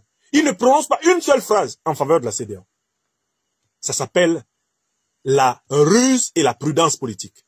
Les Grecs appellent cela la phronésis. John Mahamad Dramani a roulé Alassane Dramane Ouattara dans la farine. Il l'a embaumé, il l'a frit dans l'huile chaude, il l'a sorti, il l'a séché et il l'a mangé avec beaucoup de bruit, comme on mange le crabe. Quant aux autres et derniers défenseurs de la CEDEAO, combien y en a-t-il? Embalo, lui, il a déjà quitté dans ça. Embalo, lui, n'est plus dedans. Il dit que la CEDEAO ne fait pas la loi à Bissau. Qui défend encore la CEDEAO? Les aventuriers ambigus, motus, bouche cousue. Vous avez encore entendu le nom de Bassirou Diomaye Diakhar Faye dans les affaires de la CEDEAO? Je suis un peu fatigué. Ah! On lui avait dit que ça allait le fatiguer. Qui défend encore la CEDEAO? Nana Akufo, comment il s'appelle le président nigérian là? Tinubu Adebola. Si tu parles à Tinubu Adebola de la CEDEAO, il recommence à dormir. On dit, mais President Tinubu, we are talking about ECOWAS. When I hear that name, ECOWAS, I got blood pressure. Vous savez que Tinubu ne regarde pas les réseaux sociaux. Il a expliqué personnellement que lui ne suit pas les réseaux sociaux parce que chaque fois qu'il regarde les réseaux sociaux, il a sa tension artérielle qui augmente. I don't follow social medias because when I follow social medias, I get blood pressure. Tinubu. Actuellement, là, si tu veux augmenter la pression artérielle de Tinubu, il faut lui parler de la CEDEAO. Tinubu dit, I don't follow ECOWAS matters because when you talk about ECOWAS, it gives me blood pressure. Donc, qui défend encore la CEDEAO, mes chers amis? Aidez-moi. Le seul à continuer à défendre ce machin, ce truc moribond, ce truc démoniaque, cette organisation complètement vidée de toute substance, s'appelle Alassane Dramane Ouattara. Et il a dit publiquement, lui Ouattara a dit, je ne dois rien à personne sauf à la France. Il a dit ou pas? Donc c'est pourquoi il défend la CEDEAO, puisque la CEDEAO était devenue un outil, elle était devenue le marchepied du néocolonialisme français. Vous vous en souvenez ou pas? Voilà. Donc Alassane Dramane Ouattara est désormais le seul défenseur de la CEDEAO en Afrique de l'Ouest. CEDEAO, Abana, Peu. La CEDEAO est finie comme ça. La CEDEAO, c'est un petit jouet, un jouet de Noël abandonné, qui est resté dans la main de Ouattara tout seul. Alassane Ouattara se retrouve dans la situation du gars qui a un ballon. Il a un ballon, hein. Vous savez comment les gars qui ont les ballons sont difficiles à gérer en Afrique. Vous savez comment ils sont difficiles à gérer en Afrique, non? Quand vous organisez un match de foot dans nos quartiers, en Afrique, ou au village, en Afrique, avec le gars qui a le ballon. Parce que le ballon n'est pas répandu, hein. Les parents n'ont pas souvent des moyens énormes. Non, Talon n'est même plus dedans. Talon, il a d'autres problèmes, là, actuellement. Il est occupé à neutraliser son opposition et à essayer d'avoir une présidence à vie. CEDEAO, c'est pas son problème, là, maintenant. Alors, le gars qui a le ballon en Afrique, vous savez ce qu'il fait, non? Il peut être le plus grand des mouilleurs, c'est-à-dire le plus nul des joueurs. Il doit toujours jouer. S'il ne joue pas, qu'est-ce qu'il fait? Vous connaissez ce que le gars qui est le propriétaire du ballon fait, non? Si vous faites le partage des équipes et que le gars qui est le propriétaire du ballon ne joue pas, il ne discute pas. Il se penche, il ramasse son ballon et il commence seulement à sortir du terrain. Et tout le monde se met à courir derrière lui pour dire que non, viens, tu joues. Choisis ton poste, joue où tu veux. Vous connaissez cette scène? Alors, Alassane Ouattara, c'est le gars qui a le ballon. Sauf que le problème, c'est que les autres ont de meilleurs ballons que lui. Lui, il a un ballon de plastique. Alors que les autres ont de vrais ballons de cuir, des tangos solides. Hein? L'AES, là, c'est un ballon solide. Le président Assimi Goïta, le président Tchani, le président Traoré n'ont pas besoin du ballon percé de Ouattara. Donc, Alassane Ouattara, c'est le gars qui a un ballon. Il croyait que son ballon intéresse tout le monde. Et tout d'un coup, les gars le laissent. Il reste seul au milieu d'un terrain avec le ballon percé. Les gars vont chercher un autre terrain, un terrain gazonné, un terrain bien entretenu, et il joue là-bas. Lui, avec son ballon percé, troué là, son ballon nul, son ballon koyo là, il reste seul avec ça, dans un stade abandonné. C'est Ouattara Dramane. Alassane Dramane Ouattara doit chanter un chant comme on a appris en Pays-Bassa pour ceux qui sont abandonnés avec leurs conneries dans leurs mains. Il doit chanter ceci. Mentir nangwina mama mentir nangwine. Mentir nangwina mama mentir nangwino. Menunu ni CEDEAO toyobati meo. Mentir nangwina mama mentir nangwino. Mentir nangwina mama mentir nangwino. La traduction en langue bassa dit ceci. Me voici calé avec la nouvelle en main. Personne ne veut recevoir la nouvelle. Ouattara a la CEDEAO moribonde dans ses mains. Plus personne ne s'y intéresse. On dit, reste avec ton ballon crevé. Ouattara Dramane, joue à ça. Et il n'a pas compris que c'est ce message que John Mahamad Dramani lui adressait au moment de quitter Abidjan. Quand Dramani disait goodbye, Ouattara ne savait pas, stay with your bad ball. Stay with your ugly ball. Stay with your destroyed ball. Stay with your fake ECOWAS. I am going to the Sahelian State Alliance. I have wonderful businesses there. Ouattara n'a pas compris que la main de Dramani comme ça, à l'aéroport pour lui dire au revoir, consistait à dire, Draman, il faut rester avec ta CEDEAO pourrie. Moi, je m'en vais faire des grands business avec les vrais fils de l'Afrique. Je m'en vais chez les vraies filles de l'Afrique, dans l'AES, pour faire des business pour redresser le Ghana. Je n'ai pas ton temps. Si tu ne peux pas m'arranger, il ne faut pas me déranger. Donc, conclusion de ce deuxième sujet. Allez lire tous les communiqués qui ont sanctionné les visites du président John Mahamad Dramani au Mali, au Burkina Faso et au Niger. Vous allez vous rendre compte que Mahamad Dramani est allé faire une visite pour les intérêts vitaux du Ghana. Et dans le cadre de la philosophie panafricaniste, la CEDEAO est le cadet des soucis de John Mahamad Dramani. Il n'est plus dedans. Alassane Dramane Ouattara vient d'être humilié. Toute la propagande de la presse néocolonialiste française qui voulait essayer d'imposer le thème de John Mahamad Dramani, chargé de ramener, de gré ou de force, le Mali, le Burkina Faso ou le Niger, eh bien, dans la CEDEAO, toute cette propagande s'est effondrée tel un château de cartes. Et voilà le point que nous voulions souligner pour saluer les autorités de la Confédération de l'Alliance des États du Sahel, à commencer par le président en exercice de la Confédération, son Excellence, le général d'armée Assimi Goïta, le président Abdourahmane Tiani du Niger, le président Ibrahim Traoré du Burkina Faso, pour la leçon de cohésion, d'unité, de cohérence, de solidarité, de consistance, de pertinence et de résilience qu'ils ont imposé à la CEDEAO. À travers la disciplination, ils ont discipliné la visite de John Mahamad Dramani sous forme de message à l'adresse de ceux qui croyaient pouvoir l'envoyer.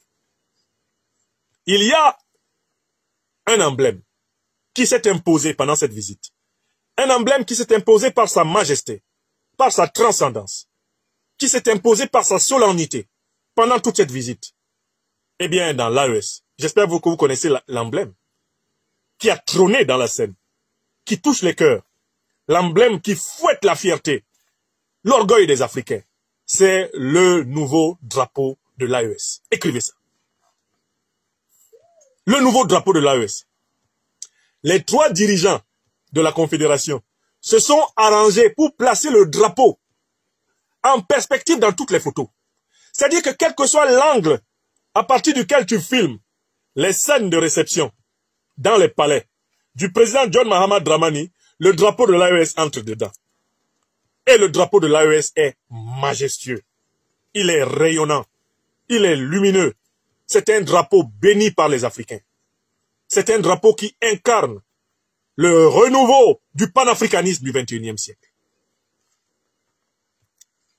C'est un drapeau qui reçoit les énergies éthériques de l'amour des Africains. Quand nous, les Africains, on voit le drapeau de l'AES là, on est content comme si on avait gagné, je ne sais pas combien de milliards, et même plus que des milliards au loto. Quand nous, on voit le drapeau là, on sourit seulement. Est-ce que ce que je dis est faux? Ne me dites pas que j'exagère.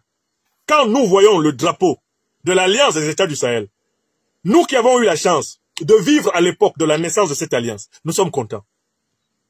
Même si dans la journée, nous avons eu des soucis. Même si dans la vie quotidienne, nous avons des soucis. Quand nous levons la tête et nous voyons le drapeau de l'AES, on dit ça va aller. Ça va aller. L'Afrique est en marche, l'Afrique est debout. Et cette visite du président John Mahamad Dramani est un hommage à l'Alliance des États du Sahel. John Mahamad Dramani, par sa visite, reconnaît la suprématie, la supériorité spirituelle, morale, politique, idéologique, la supériorité affective de la Confédération de l'Alliance des États du Sahel sur le machin de bourricot de la CEDEAO. Et c'est ce que je voulais démontrer. C'est ce que je voulais démontrer à cette phase de cette émission. Nous allons pouvoir avancer. Félicitations. Félicitations. Félicitations à l'AES.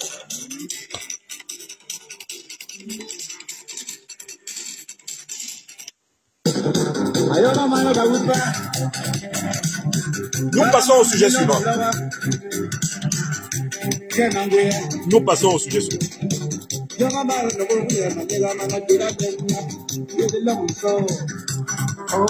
Oh.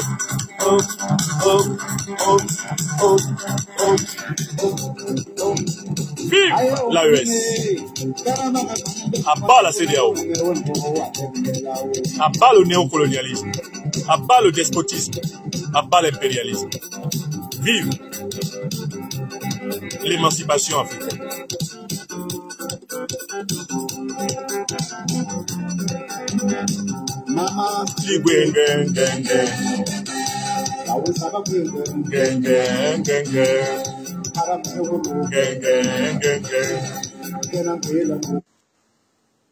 Le sujet suivant, c'est donc le troisième sujet de cette émission qui en a 5. L'Afrique ne veut plus être mêlée aux guerres mondiales occidentales. Quelles sont les raisons pour lesquelles l'Afrique ne veut plus être mêlée aux guerres mondiales occidentales? D'abord, je commence par rappeler que l'Afrique a été mêlée de gré ou de force aux guerres mondiales occidentales par 2 grandes fois dans l'histoire.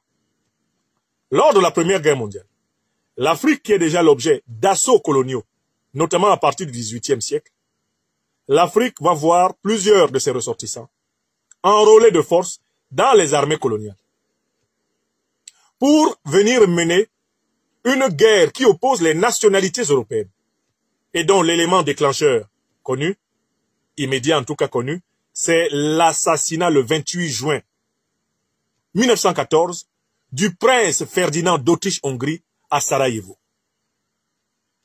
On tue le prince Ferdinand d'Autriche-Hongrie à Sarajevo et des Africains vont partir de Douala, de Bamako, ils vont partir de Libreville, ils vont partir de Bangui, ils vont partir d'Abidjan, ils vont partir de Bouaké, ils vont partir de Dakar, ils vont partir de N'Djamena, de Sar, pour aller mourir ici en Europe. Pourquoi? Parce qu'ils sont ressortissants des colonies britanniques, des colonies allemandes, des colonies françaises d'Afrique, enrôlés de gré ou de force. Mieux, on va même utiliser des Africains pour coloniser l'Afrique. Car le corps qui est créé en 1854 et qui s'appelle les tirailleurs sénégalais a pour première fonction d'accompagner l'armée coloniale française dans la pénétration coloniale en Afrique. Lors de la Deuxième Guerre mondiale, celle de 39-45, la puissance française défaite par l'Allemagne nazie recourt à nouveau à la main-d'œuvre militaire africaine. Le général de Gaulle proclame Brazzaville capitale de la France libre. Cette Brazzaville qui doit changer de nom. Car Brazza, eh bien, a une ville au Congo, alors que les Brazzavillois n'ont pas le droit d'entrer au pays de Savorian de Brazza, sans visa. C'est une incongruité que de continuer à donner à Brazza une ville, alors que c'était un colon. Donc quelqu'un qui venait imposer ses 4 volontés dans le pays des gens contre leur gré. Il ne mérite pas le nom d'une capitale africaine. Il est temps que le Congo change et que cette aberration s'efface. Je ferme cette parenthèse. La Deuxième Guerre mondiale n'a jamais été une guerre africaine. C'est une guerre européenne, dans laquelle les Africains ont été amenés manu militari. Pourquoi? Parce qu'ils constituaient l'avant-garde de l'armée coloniale française.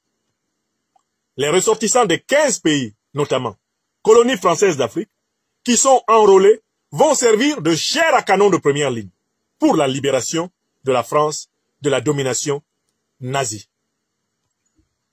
Or, à peine ont-ils obtenu ce résultat, permis à la nation française de recouvrer sa souveraineté, que lorsque certains d'entre eux vont demander à bénéficier du même traitement que leurs collègues français, blancs, et à bénéficier de la même souveraineté que la France qu'ils ont libérée a obtenue, ils vont se faire massacrer, comme ce fut le cas notamment à Tiaroy en 1944. Donc, il y a eu 2 guerres qu'on appelle mondiales, mais c'était des guerres occidentales. Les Africains s'y sont retrouvés comme chair à canon, contre leur volonté. Et là, au cœur de l'Occident, pèse désormais la menace d'une troisième guerre mondiale. Celle-là, courant le risque d'être une guerre nucléaire. Je rappelle que dans les deux guerres mondiales, on évalue à près de 2 millions de morts les Africains qui se sont sacrifiés pour les nations coloniales occidentales, les Africains qui sont morts, entre autres, pour la France. Quand on fait la somme, on approche un chiffre de près de 2 millions. Bien sûr que ceux qui ont bénéficié du sacrifice des Africains auront tendance à minorer le chiffre. Et ceux qui sont conscients de la grandeur du sacrifice des Africains auront tendance à le maximiser. Mais dans tous les cas, ce sont plusieurs centaines de milliers d'Africains, plus d'1 million, qui sont morts pour la France, à chacune de ces guerres. Leurs descendants constituent la majorité des personnes qui sont dans les centres d'expulsion et de rétention du territoire français. Les descendants des pays qui ont donné des troupes pour la libération de la France constituent l'essentiel des expulsés, des traqués, de tous les centres de rétention et de lutte contre l'immigration dans toute l'Union européenne. Ceux qui se sont battus pour que l'Europe soit libérée du nazisme sont les immigrés les plus indésirables du continent européen au moment où je vous parle. Bon. Dans ces conditions où, par au moins 2 fois, on a entraîné les Africains dans des guerres mondiales qui n'étaient pas africaines, mais qui étaient européennes, et où les Africains, eh bien, sont passés par perte et profit, une fois ces guerres mondiales achevées, la troisième guerre mondiale qui menace le monde à travers un conflit eurasiatique entre l'OTAN d'un côté et la Russie de l'autre, à travers l'Ukraine, dans cette troisième guerre mondiale, pour ma part, je vois encore une tentative d'impliquer les Africains. D'abord, on a tenté d'enrôler les Africains, physiquement. Je vous rappelle qu'il y a eu des échauffements entre les Ukrainiens et les Africains, lorsqu'à partir, par exemple, de la place de Dakar, l'armée ukrainienne a voulu recruter les Africains pour les amener combattre la Russie. Ça, c'est le premier point. Deuxième point. Au moment où la Russie est en train de gagner sa guerre contre l'OTAN à travers l'Ukraine, et où le changement remarquable qui a eu lieu aux États-Unis rebat les cartes de l'équilibre de l'Occident, et au moment où on assiste à l'effondrement de l'OTAN, est en train de se reconstituer en Europe un bloc qui veut en découdre militairement avec la Russie. Mais le bloc qui veut en découdre militairement avec la Russie, de facto, si cela devait arriver, ce bloc entraînerait, eh bien, la situation militaire eurasiatique dans une guerre nucléaire. Pourquoi? Parce que dans ce bloc, il y a des puissances nucléaires, comme la France ou la Grande-Bretagne. De facto, si le bloc qui veut aujourd'hui régler militairement les comptes à Poutine entrait frontalement en guerre avec lui en Ukraine, nous serions dans une guerre nucléaire. Et nous serions dans une troisième guerre, eh bien, de conséquences mondiales. Alors, comment veut-on impliquer l'Afrique dans cette affaire? Il n'y a pas simplement le fait qu'on va tenter de voir si on peut encore recruter des Africains pour aller mourir dans une affaire où, comme par le passé, ils n'ont rien tiré de bon. Non. La grande question que pose la guerre, c'est celle des moyens permettant de la mener. Vous savez que l'industrie de guerre est extrêmement boulimique en matières premières. Le fer, le cuivre, l'uranium, le manganèse, le coltan, le cobalt, le lithium, toutes les matières premières dont l'Afrique regorge sont des matières premières utiles à l'industrie de guerre. Si l'Europe venait à s'installer dans une guerre de haute intensité et de long terme, elle aurait besoin d'approvisionnement en matières premières stratégiques pour que son industrie soit capable de la mettre relativement à la hauteur, par exemple, de l'armée russe ou de l'armée chinoise. La grande question qui se pose est la suivante. Où les Européens trouveraient-ils les matières premières? La réponse se trouve dans la lettre, écrite le 2 août 1939 par le savant germano-américain Albert Einstein au président américain Franklin Delano Roosevelt. Einstein expliquait qu'il ne faudrait jamais laisser les Congolais, plus amplement les Africains, être les maîtres de leurs matières premières. Car les matières premières qu'il y a dans le sous-sol africain sont des matières premières hautement utiles à l'industrie en général et à l'industrie militaire stratégique en particulier. Einstein expliquait au président Roosevelt, il faut tout faire pour que les matières premières africaines, 1, ne soient pas sous le contrôle des Africains, 2, ne tombent pas sous le contrôle des Soviétiques, et à l'époque, ne tombent pas sous le contrôle des nazis. Le même dispositif mental habite aujourd'hui l'élite européenne. Lorsque, à l'occasion de plusieurs de ces réunions internationales, cette élite a prononcé la phrase suivante, « L'Afrique est l'avenir de l'Europe ». Ce sont les mots du président Emmanuel Macron. On entend de manière répétitive dans le discours géopolitique, géostratégique de l'élite européenne actuelle, la phrase suivante, « L'Afrique est l'avenir de l'Europe ». Que signifie cette phrase, répétée plusieurs fois par le président Emmanuel Macron? Elle signifie que l'Europe compte sur les matières premières africaines pour maintenir son rang de puissance. Or, c'est ce modèle-là qui a permis à la France de demeurer tout au long du XXe siècle et jusqu'à maintenant une puissance, même si maintenant elle est une puissance déclinante. Donc, c'est ce modèle que l'Europe, qui veut aller en guerre, aurait tendance tout naturellement à renouveler. Ce qui veut dire que les volontés guerrières de l'Europe signifient une pression supplémentaire sur les ressources naturelles de l'Afrique. C'est-à-dire, signifie un très grand risque de déstabilisation africaine supplémentaire.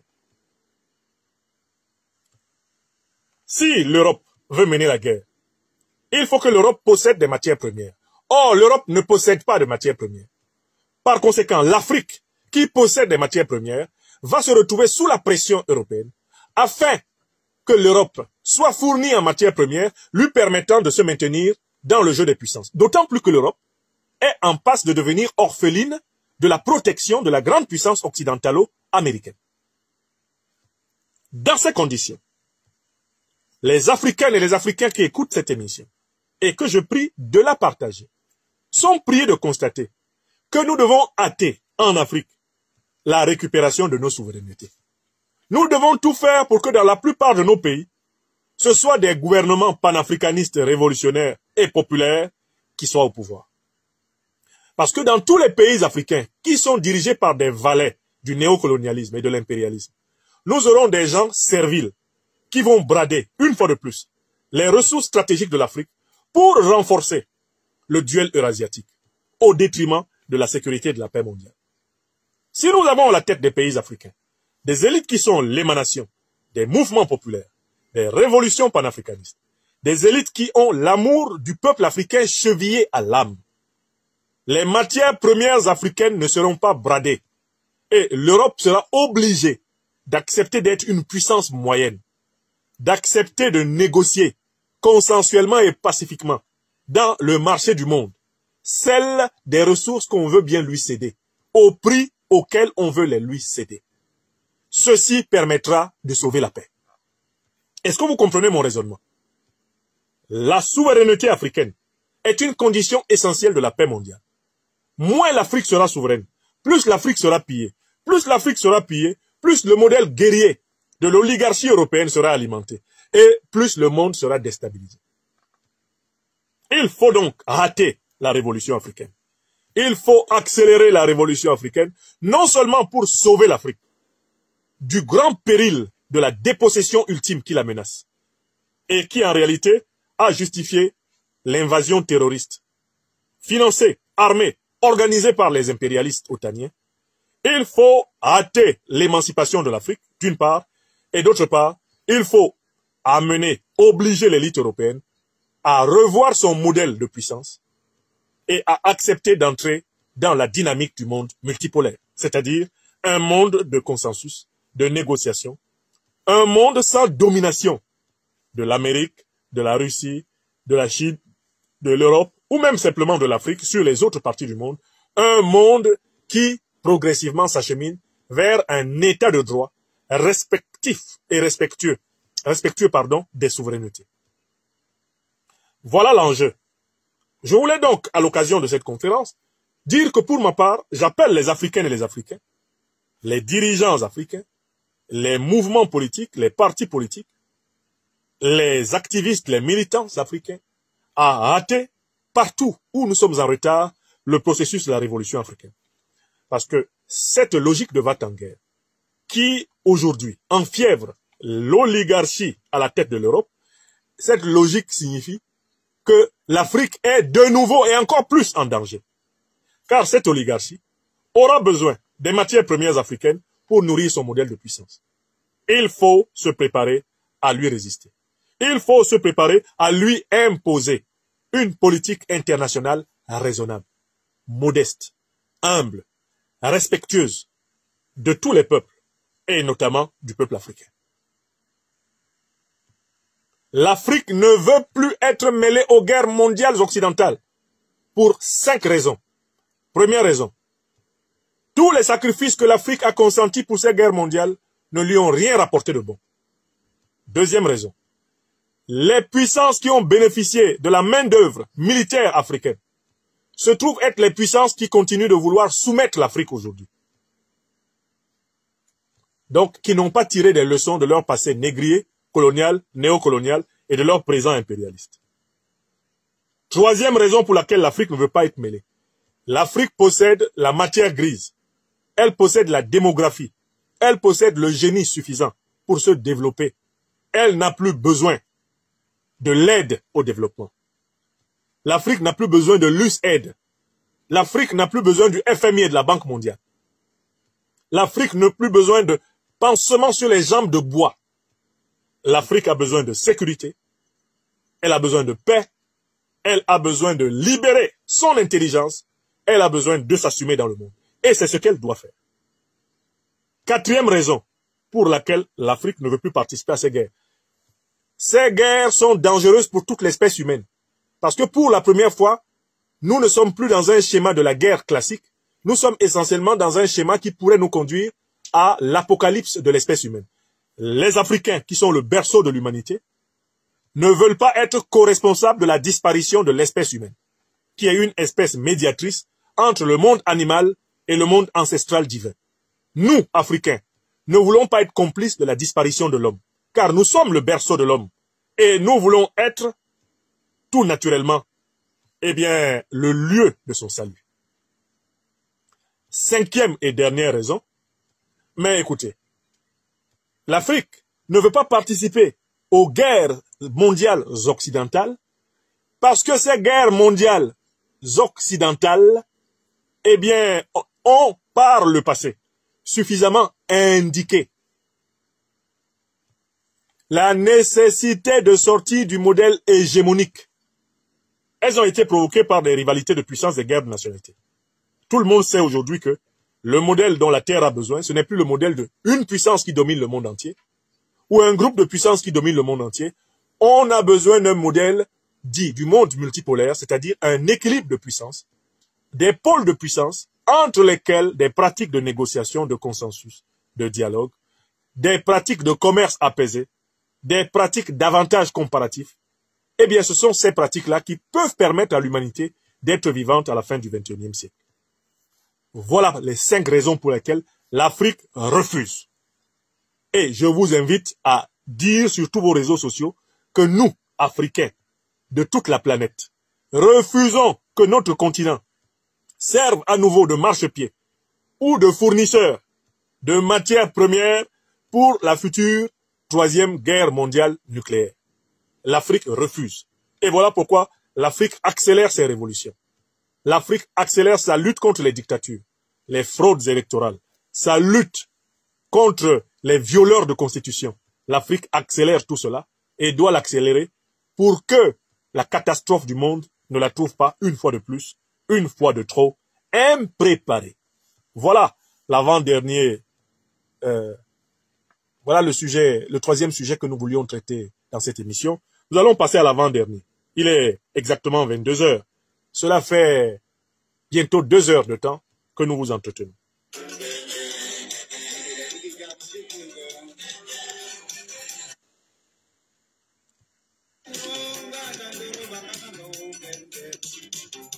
Mama li gwen gen gen gen.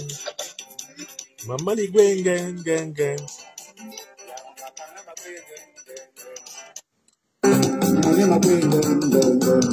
Encore deux sujets.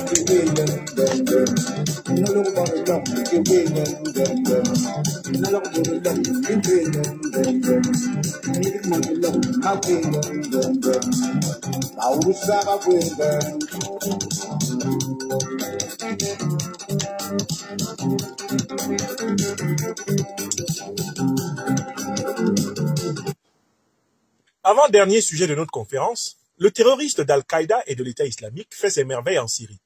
Des milliers de civils assassinés par le chouchou des démocrates occidentaux, le fameux Ahmed al-Shara.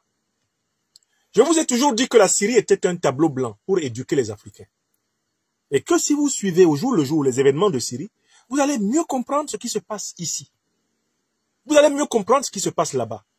Et vous allez mieux comprendre l'abomination du terrorisme, financé, armé, conseillé par l'impérialisme. Tout le monde sait, maintenant sur la terre des hommes, que l'organisation terroriste Al-Qaïda a été créée dans les années 80 par les services secrets américains pour combattre l'Union des républiques socialistes soviétiques en Afghanistan. Tout le monde sait maintenant que l'organisation terroriste de l'État islamique a été créée par les services secrets occidentaux, américains en particulier, notamment sous les administrations Obama et Clinton, pour semer le chaos au Moyen-Orient et en Afrique, afin d'imposer la suprématie, l'hégémonie de l'Occident. Tout le monde connaît donc l'origine des deux principales organisations terroristes. Et grâce au livre que j'ai derrière moi, l'impérial terrorisme, toutes les pièces à conviction de cette thèse ont été rassemblées dans cette somme qui aujourd'hui devient l'un des livres de chevet des Africains en lutte pour la souveraineté de notre continent. Ce livre qui a été lancé à Bamako au Mali lors d'une cérémonie dédicace, ce livre qui a été préfacé par le ministre malien de l'enseignement supérieur et de la recherche scientifique, le professeur Bouré Makassai, que je salue. Ce livre qui a été plébiscité par le public africain à partir de la place de Bamako et qui est attendu partout avec votre serviteur que je suis. Ce livre rassemble toutes les preuves que le terrorisme qui frappe l'Afrique, c'est-à-dire Al-Qaïda et l'État islamique, n'est rien d'autre qu'une stratégie de l'impérialisme occidental pour fragiliser l'Afrique afin justement de mettre la main ad vitam aeternam sur les matières premières africaines. Voilà la pièce scientifique qui est derrière moi. Les preuves sont dedans. Il y en a 6 que j'ai rassemblées. D'abord, l'histoire du lien entre puissance négrière, puissance coloniale, puissance néocoloniale et organisation du traité de l'Atlantique Nord. Preuve 1. Preuve 2. La célèbre conversation, non, les mails de Madame Hillary Rodham Clinton, révélant les vraies raisons pour lesquelles la Libye a été cassée par l'OTAN, et notamment la France de Sarkozy, la Grande-Bretagne de Cameron et l'Amérique d'Obama. Troisième preuve qu'on trouve dans ce livre, la célèbre conversation entre le ministre français des Affaires étrangères, Laurent Fabius, et le ministre russe des Affaires étrangères, Sergei Lavrov, en 2013, où Fabius reconnaît, à mots à peine voilés, la duplicité de la lutte antiterroriste française. Lorsque Lavrov lui dit, vous allez combattre à présent, au Mali, les terroristes que vous avez armés en Libye. Fabius répond, c'est la vie. J'ai reconstitué toute la preuve. La quatrième preuve, c'est le célèbre entretien de Deauville entre le président Obama, président des États-Unis d'Amérique, et le président Mahamadou Issoufou. C'était au mois de mai 2011. J'ai reconstitué toute la preuve, où Obama reconnaît qu'ils vont déstabiliser la Libye et qu'ils vont aller jusqu'au bout. C'est-à-dire, il accepte la conséquence qui lui est évoquée par le président Issoufou. Nous allons déstabiliser toute la région. We will finish the job. 2 preuves se sont ajoutées au moment où nous nous préparions à publier le livre. C'est l'aveu de celle qui est actuellement la chef du renseignement général américain, l'officier supérieur Tulsi Gabbard, qui a dit, sur la base des documents américains officiels déclassifiés, que les États-Unis d'Amérique ont régulièrement financé Al-Qaïda et l'État islamique pour déstabiliser le Moyen-Orient et l'Afrique. On a une 6e preuve monumentale que vous trouverez dans le livre avec les détails de la preuve donné par le directeur, eh bien, le chef de l'office de la bonne gouvernance américaine, le milliardaire Elon Musk. Lui, il a sorti la liste des paiements de l'USAID aux organisations terroristes et a publiquement reconnu sous serment que les fonds de l'aide soi-disant au développement des États-Unis ont servi sous les gouvernements précédents à financer les organisations terroristes. Il a même publié les lignes budgétaires versées aux organisations terroristes. Ce qui, entre autres, a permis au Mali, à travers son chef de la diplomatie, l'ambassadeur Abdoulaye Diop, ce qui a permis de dénoncer le paiement de 14 millions de dollars à des terroristes au Mali, sous prétexte de financer la cohésion sociale. 14 millions de dollars que l'État malien n'a jamais vus, mais qui pourtant ont été payés par les États-Unis. Et dont on sait qu'ils ont probablement atterri entre les mains d'Al-Qaïda et de l'État islamique, comme de nombreux autres paiements. Dans ce livre, par ailleurs, j'ai ajouté une foule de preuves d'organes d'investigation américains, canadiens, européens, internationaux, établissant les responsabilités des anciennes puissances négrières, anciennes puissances coloniales, puissances néocolonialistes et impérialistes, dans la prospérité, non seulement financière, mais également médiatique, diplomatique, politique des groupes terroristes. Le livre est donc un pavé jeté dans la mare. Les Africaines et les Africains qui suivent votre serviteur n'ont plus de doute. L'Afrique n'est pas attaquée pour des raisons religieuses. Il n'y a pas de guerre, soi-disant djihadiste, en Afrique.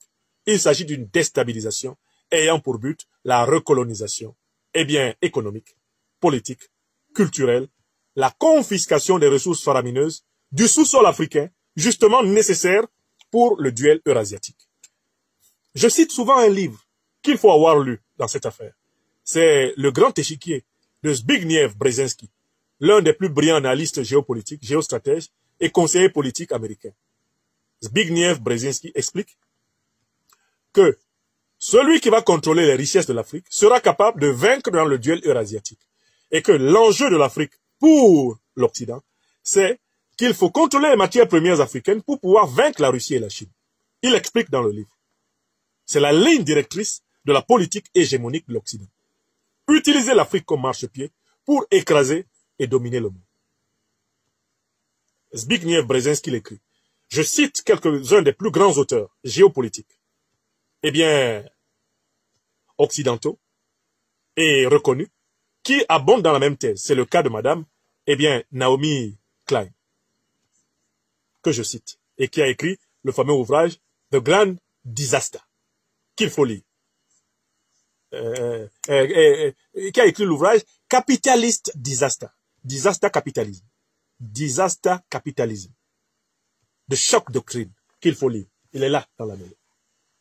Alors, je vous rappelle tout ça pour que vous soyez calmes.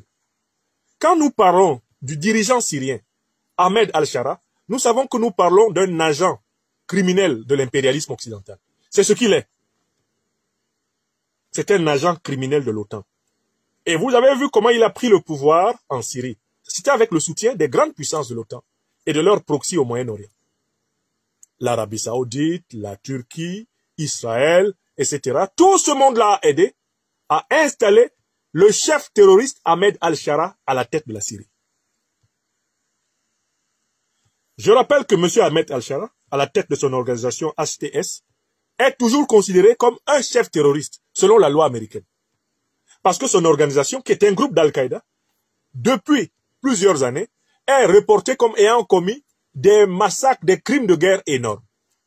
Madame Tulsi Gabbard, l'actuel chef du renseignement américain, que je salue pour le courage de la vérité qu'elle a eu, a dit que Ahmed al-Shara, le chef terroriste qui est maintenant à la tête de la capitale syrienne, que celui-là fait partie de ceux qui avaient dansé le 11 septembre 2001, quand plus de 4000 Américains ont été tués par Al-Qaïda. Voilà ce que Madame Tulsi Gabbard, après avoir prêté serment, a dit devant le Sénat des États-Unis. Donc vous, Africains, vous, Européens, vous, nos amis du monde entier qui m'écoutez, je ne suis pas en train de dire des choses que j'invente. Je dis des choses qui sont estampillées de l'autorité officielle de la plus grande des puissances de l'Occident, les États-Unis d'Amérique. Le monsieur là, Ahmed al-Shara, c'est un terroriste armé par l'Occident, qui avait juré, bien sûr, la perte de la dictature de Bachar el-Assad. Non pas parce que c'est une dictature, non pas au nom de la démocratie, mais parce que Bachar el-Assad a refusé de brader les richesses de son pays. Et c'est la même raison pour laquelle ils ont renversé et tué Saddam Hussein. C'est pas parce que Saddam Hussein était un dictateur, parce que ce dictateur Saddam Hussein, eux, ils l'ont armé, financé pendant plus de 10 ans pour tuer les Iraniens. Donc, ce n'est pas au nom de la démocratie qu'on a renversé Bachar el-Assad. Bachar el-Assad, qui était bel et bien un dictateur, héritier d'une dictature. Je n'en disconviens pas. Bachar el-Assad avait par contre une qualité, c'est que c'était un patriote syrien. Il ne voulait pas que les richesses de la Syrie soient pillées par l'impérialisme occidental. Voilà ce par quoi il a mérité l'hostilité du point de vue des Occidentaux. Alors ce monsieur-là, il est arrivé, on a annoncé qu'il serait accueilli en grande pompe dans toutes les grandes capitales occidentales. C'est vrai ou c'est faux? Vous n'avez pas suivi? On l'annonçait à Paris bientôt. Ahmed al-Shara. Il s'est rasé la barbe. Il a taillé sa barbe pour ne plus ressembler au guerriero terroriste qu'il était avant. Il s'est mis à s'habiller en costume. Il a laissé ses robes de combat. Il a jeté sa Kalachnikov comme s'il n'en avait jamais porté, etc. Et on s'est mis à le présenter comme le chef de l'État, le président syrien, le président de la République syrienne. On l'a annoncé, il a commencé à être reçu en Arabie Saoudite, en Égypte, il a commencé à être reçu partout. On l'a annoncé en grande pompe et qu'il arriverait bientôt à l'Élysée. Oui ou non? C'est vrai ou c'est faux? Est-ce que je suis en train d'inventer les faits? Mais voilà que ce monsieur révèle, une fois de plus, sa nature profonde. Il est désormais responsable de massacres de masse. Et ces massacres visent deux communautés. La communauté chrétienne, elle est réduite au silence en Syrie. Et la communauté des Alaouites. Les Alaouites, c'est une communauté, une confrérie musulmane qui fait partie du groupe chiite et donc qui est proche des Iraniens. Cette communauté des Alaouites est celle dont émane le clan des Assad, de Bachar el-Assad. On compte des milliers de personnes assassinées en moins d'une semaine de la communauté alaouite. Qui les assassine? La presse occidentale, qui a voulu présenter Ahmed al-Shara comme un grand démocrate, un joli garçon, un gentil monsieur, un terroriste déconverti, pas reconverti, mais déconverti. Cette presse ne souligne pas le fait que ce sont les forces syriennes d'Ahmed al-Shara qui ont perpétré les massacres. On lui a conseillé de faire un discours dans lequel il s'en lave les mains. Il fait comme s'il n'était pas le chef de ceux qui ont tué. Et essaye de présenter cela comme un dérapage dont lui aussi serait victime. Et voilà le chef terroriste qui appelle à l'unité de la Syrie. Astaghfirullah. Mais comment tu peux appeler à l'unité d'un pays alors même que les méthodes que tu as employées pour conquérir le pouvoir ont consisté à nier son unité? Comment tu peux décider d'exterminer la communauté alaouite, d'exterminer la communauté chrétienne de Syrie et par ailleurs revendiquer l'unité de la Syrie? Quelle Syrie peut être unitaire si on doit exterminer les alaouites et les chrétiens? Alors, ce qui éclate au grand jour, mes chers amis, une fois de plus, c'est la nature réelle de la duplicité de l'impérialisme occidental. Voilà le criminel de masse. Voilà la vraie nature d'Al-Qaïda de l'État islamique, révélée par les massacres de Syrie. On voit très bien que ces massacres n'ont rien de différent des grands massacres impérialistes de tous les temps.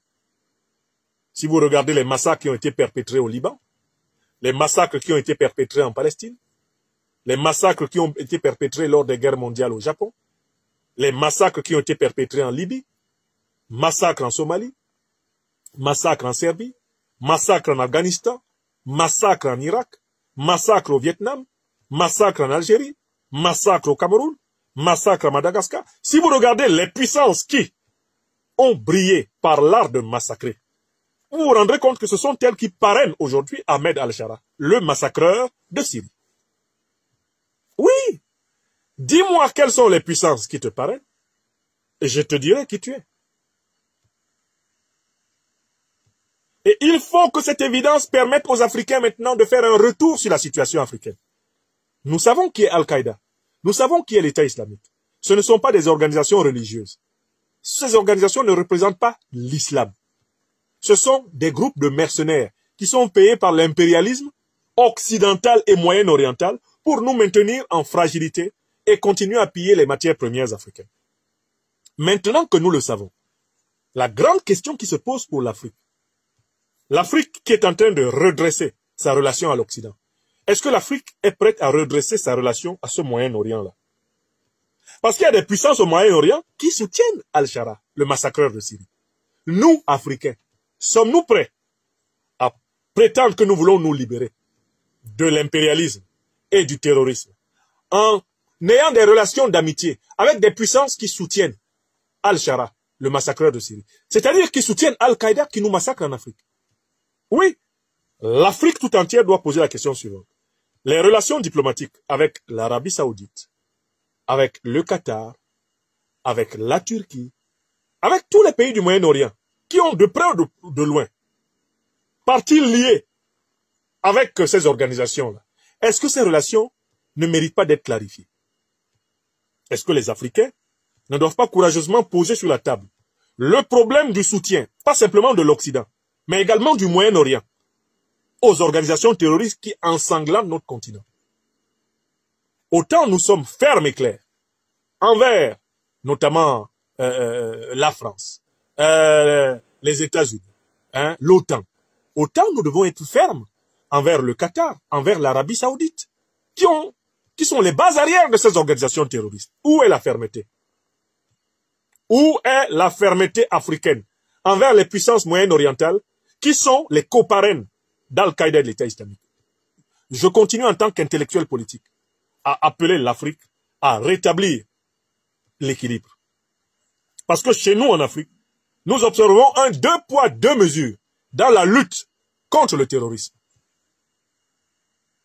Notre critique du terrorisme d'importation occidentale est supérieure à notre critique du terrorisme d'importation moyen-orientale. Or, les deux terrorismes sont le même, comme on le voit en Syrie. La déstabilisation de l'Afrique a été faite en bonne entente entre les puissances de l'OTAN et les puissances alliées de l'OTAN au Moyen-Orient. Je vous rappelle à titre d'exemple qu'en Libye, j'espère que vous savez que plusieurs armées du Moyen-Orient sont venues combattre en Afrique. J'espère que vous savez que la chute de Kadhafi a été facilitée par l'engagement militaire du Qatar. Est-ce que vous vous rendez compte que le Qatar a quitté le Qatar là-bas avec son armée pour venir combattre en Libye, pour venir tuer Kadhafi aux côtés de l'OTAN? Quand nous dénonçons Obama, nous dénonçons Cameroun, quand nous dénonçons comment il s'appelle, Nicolas Sarkozy, pour leur coalition criminelle de 2011, mais nous devons dénoncer tous les alliés moyen-orientaux qui ont participé à la campagne. Et leur liste est connue. On connaît même les effectifs militaires qu'ils ont engagés, les moyens militaires qu'ils ont engagés.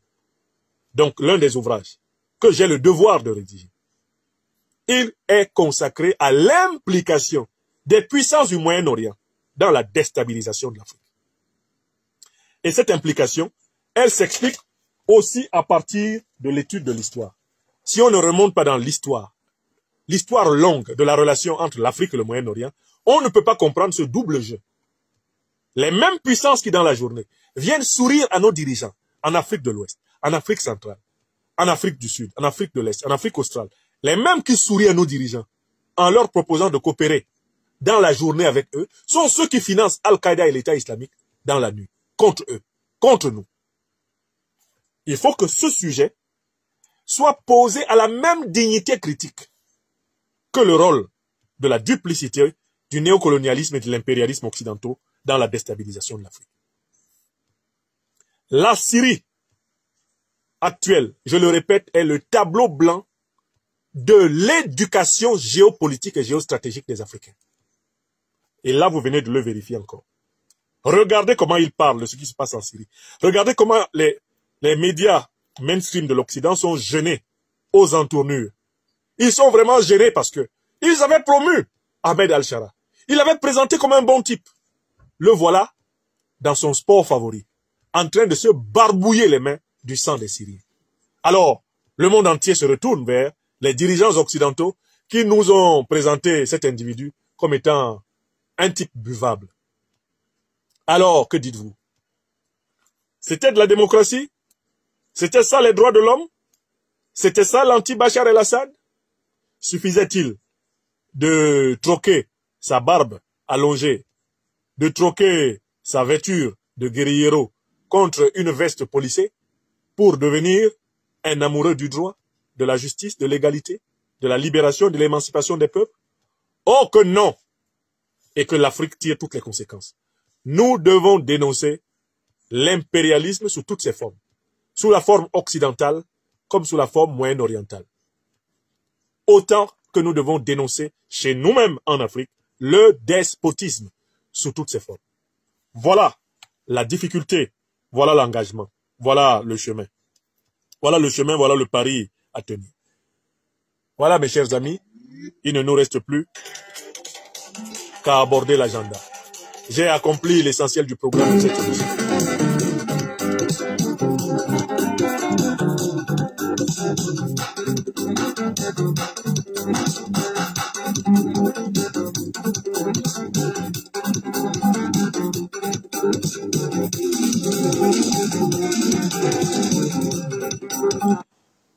Alors, il y a une date à retenir en ce mois de mars, c'est le samedi 22 mars.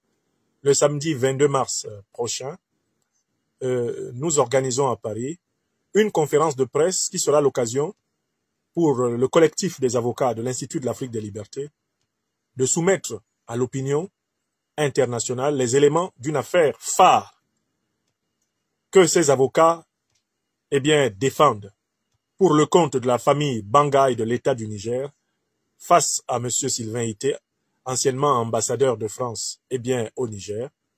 Une affaire qui est défendue donc par maître Ndjifutawo Woshawa Boubekre, maître Alexis Ihou, maître Sylvain Senda, devant le tribunal judiciaire de Paris.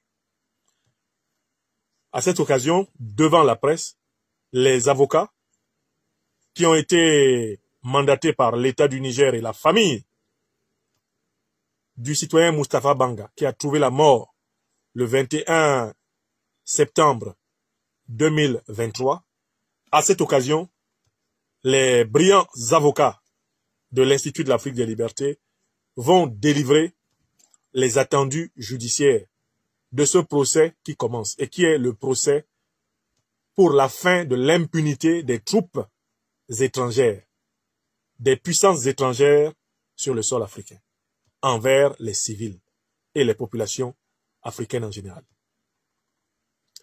À cette occasion, pour ma part, je pourrais dédicacer plusieurs des livres qui vous intéressent, dont notamment le dernier publié en date, l'impérial terrorisme. Ceux d'entre vous qui possèdent déjà leur exemplaire et qui sont à Paris pourront venir obtenir une dédicace de la main de votre serviteur.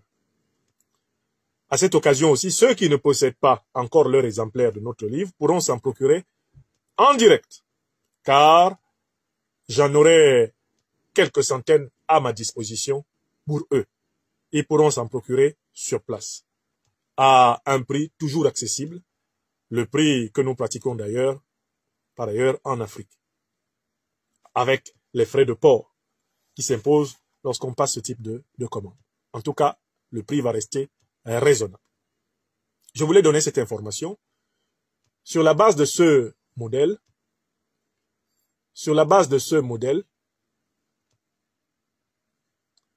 Dites-moi, est-ce que... Oh, et le direct a été coupé, je vais le renouveler. Hop. On a une coupure côté... Je vais actualiser le direct côté YouTube pour que vous ne soyez pas privé de... J'actualise côté YouTube pour que vous ne soyez pas privé. J'attends un peu. Ça devrait aller. L'actualisation. Hop. Ça devrait aller. Je suis en train d'actualiser. Côté YouTube, nous avons été, violemment attaqués par...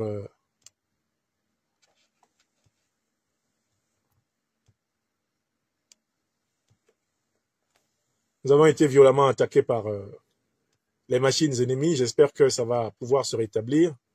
Voilà, je crois que ça a pu se rétablir. Je suis de nouveau en direct pour ces informations. Alors, nous vous préciserons cette semaine, la semaine qui vient de commencer, nous vous préciserons le lieu où se déroulera ce double événement, c'est-à-dire d'une part une conférence de presse où le collectif des avocats de l'Institut de l'Afrique des Libertés, qui a été mandaté par l'État du Niger et la famille Banga pour la défense du citoyen Moustapha Banga, eh bien, mort à l'ambassade de France au Niger, Niamey, le 21 septembre 2023, bien à cette occasion-là, vous pourrez entendre vraiment les attendus de cette affaire. La presse qui a soif d'entendre eh bien, le point de vue de nos grands avocats eh bien, pourra les écouter. Et ceux d'entre vous qui souhaitent, sur la place de Paris, avoir leur dédicace, pourront eh bien, me rencontrer à cette occasion. Et je prendrai tout le temps qu'il faut pour signer toutes les dédicaces de ceux qui seront là. Nous aurons bien sûr en place un service d'ordre le plus impeccable possible pour que tout se passe très bien. Alors, c'est cette information que je voulais vous donner. Je veux aussi indiquer que courant avril, nous sommes en train d'organiser étroitement, en bonne entente avec les autorités du Burkina Faso, la dédicace de ce livre. Eh bien, je l'espère cette fois-ci, avec certitude courant avril, à Ouagadougou. De la même façon, nous allons programmer et organiser la dédicace à Niamey, les 3 capitales de l'Afrique des libertés, les 3 grandes capitales de l'Afrique des libertés, eh bien, sont ici dans la primauté. Et ce n'est qu'après ces dédicaces africaines et parisiennes, celle-là va avoir lieu très bientôt, que nous allons envisager eh bien, des dédicaces vers les publics en dehors de la France et en dehors des pays du Sahel. Voilà pour l'information. Alors, je vous exhorte à continuer à vous procurer votre exemplaire. C'est plus simple de vous le procurer pour ceux qui sont en Europe, aux États-Unis. Vous commandez sur Amazon, l'exemplaire vous est livré très rapidement sur place. Ça se passe très bien. Ce livre est un livre à succès, mais vous pouvez avoir des exemplaires d'autres livres, comme par exemple ce livre que j'ai écrit sur le Cameroun, pour un nouveau leadership populaire camerounais, appel aux forces panafricaines pour la libération du Cameroun. C'est mon livre de 2024. Ce livre-là que j'ai écrit sur le Cameroun, j'ai coécrit avec Kobila Collins, Guillaume Soro, un homme d'État en marche vers la présidence de la République. Ceux qui possèdent des exemplaires de ces livres pourront toujours venir, mais il y en aura à cette occasion sur place. Vous pourrez les obtenir sur place. Voilà, côté information pratique, ce que je voulais vous dire. Et je tiens à vous remercier, mes chers amis, pour les milliers de messages. Messages de soutien, messages avec des propositions, messages vraiment d'exhortation, les millions de prières, d'invocations solennelles que vous faites à travers le monde pour nous aider à continuer à accomplir ce ministère à la fois redoutable et merveilleux, celui de l'éveil, de l'émancipation africaine. Merci infiniment. Alors, pour ceux qui sont dans tous les autres pays africains, les possibilités les plus évidentes d'avoir le livre en Afrique centrale, c'est vraiment de le commander via Amazon. Amazon peut livrer partout. En attendant que nous constituions des dépôts dans les capitales africaines, ce qui peut être tout à fait envisagé, Amazon peut vous livrer pour le moment partout. En Afrique de l'Ouest, la distribution se fait à partir de Bamako, en bonne entente avec la librairie Grand Hôtel, eh bien, et les éditions Bandama, les éditions de l'Institut de l'Afrique des Libertés travaillent pour la zone Afrique de l'Ouest avec ces structures-là pour la diffusion du livre. Voilà. Je tenais à vous remercier vraiment pour la formidable aventure que ce livre est en train de connaître. Et je voudrais appeler celles et ceux parmi vous ce soir qui n'avaient pas encore commandé votre livre, vous qui êtes en Europe, vous qui êtes en Amérique, vous n'avez plus d'excuses de ne pas avoir ce livre à la maison. C'est un livre de référence, c'est le livre de la rupture avec le grand mensonge du XXIe siècle contre l'Afrique. Vraiment, ce livre doit être à la maison, il doit être lu par toutes les générations, car il est la base à partir de laquelle on peut réapprécier la réalité des relations internationales africaines. Donc je compte sur chacune et chacun d'entre vous pour en faire vraiment une pièce du musée familial, comme beaucoup sont en train de le faire à travers le monde. Merci encore, merci de votre amitié, merci de votre... Veuillez tout simplement vous abonner et activer la cloche de notification pour ne rien rater. Retrouvez KDV Africa sur YouTube, Facebook, TikTok.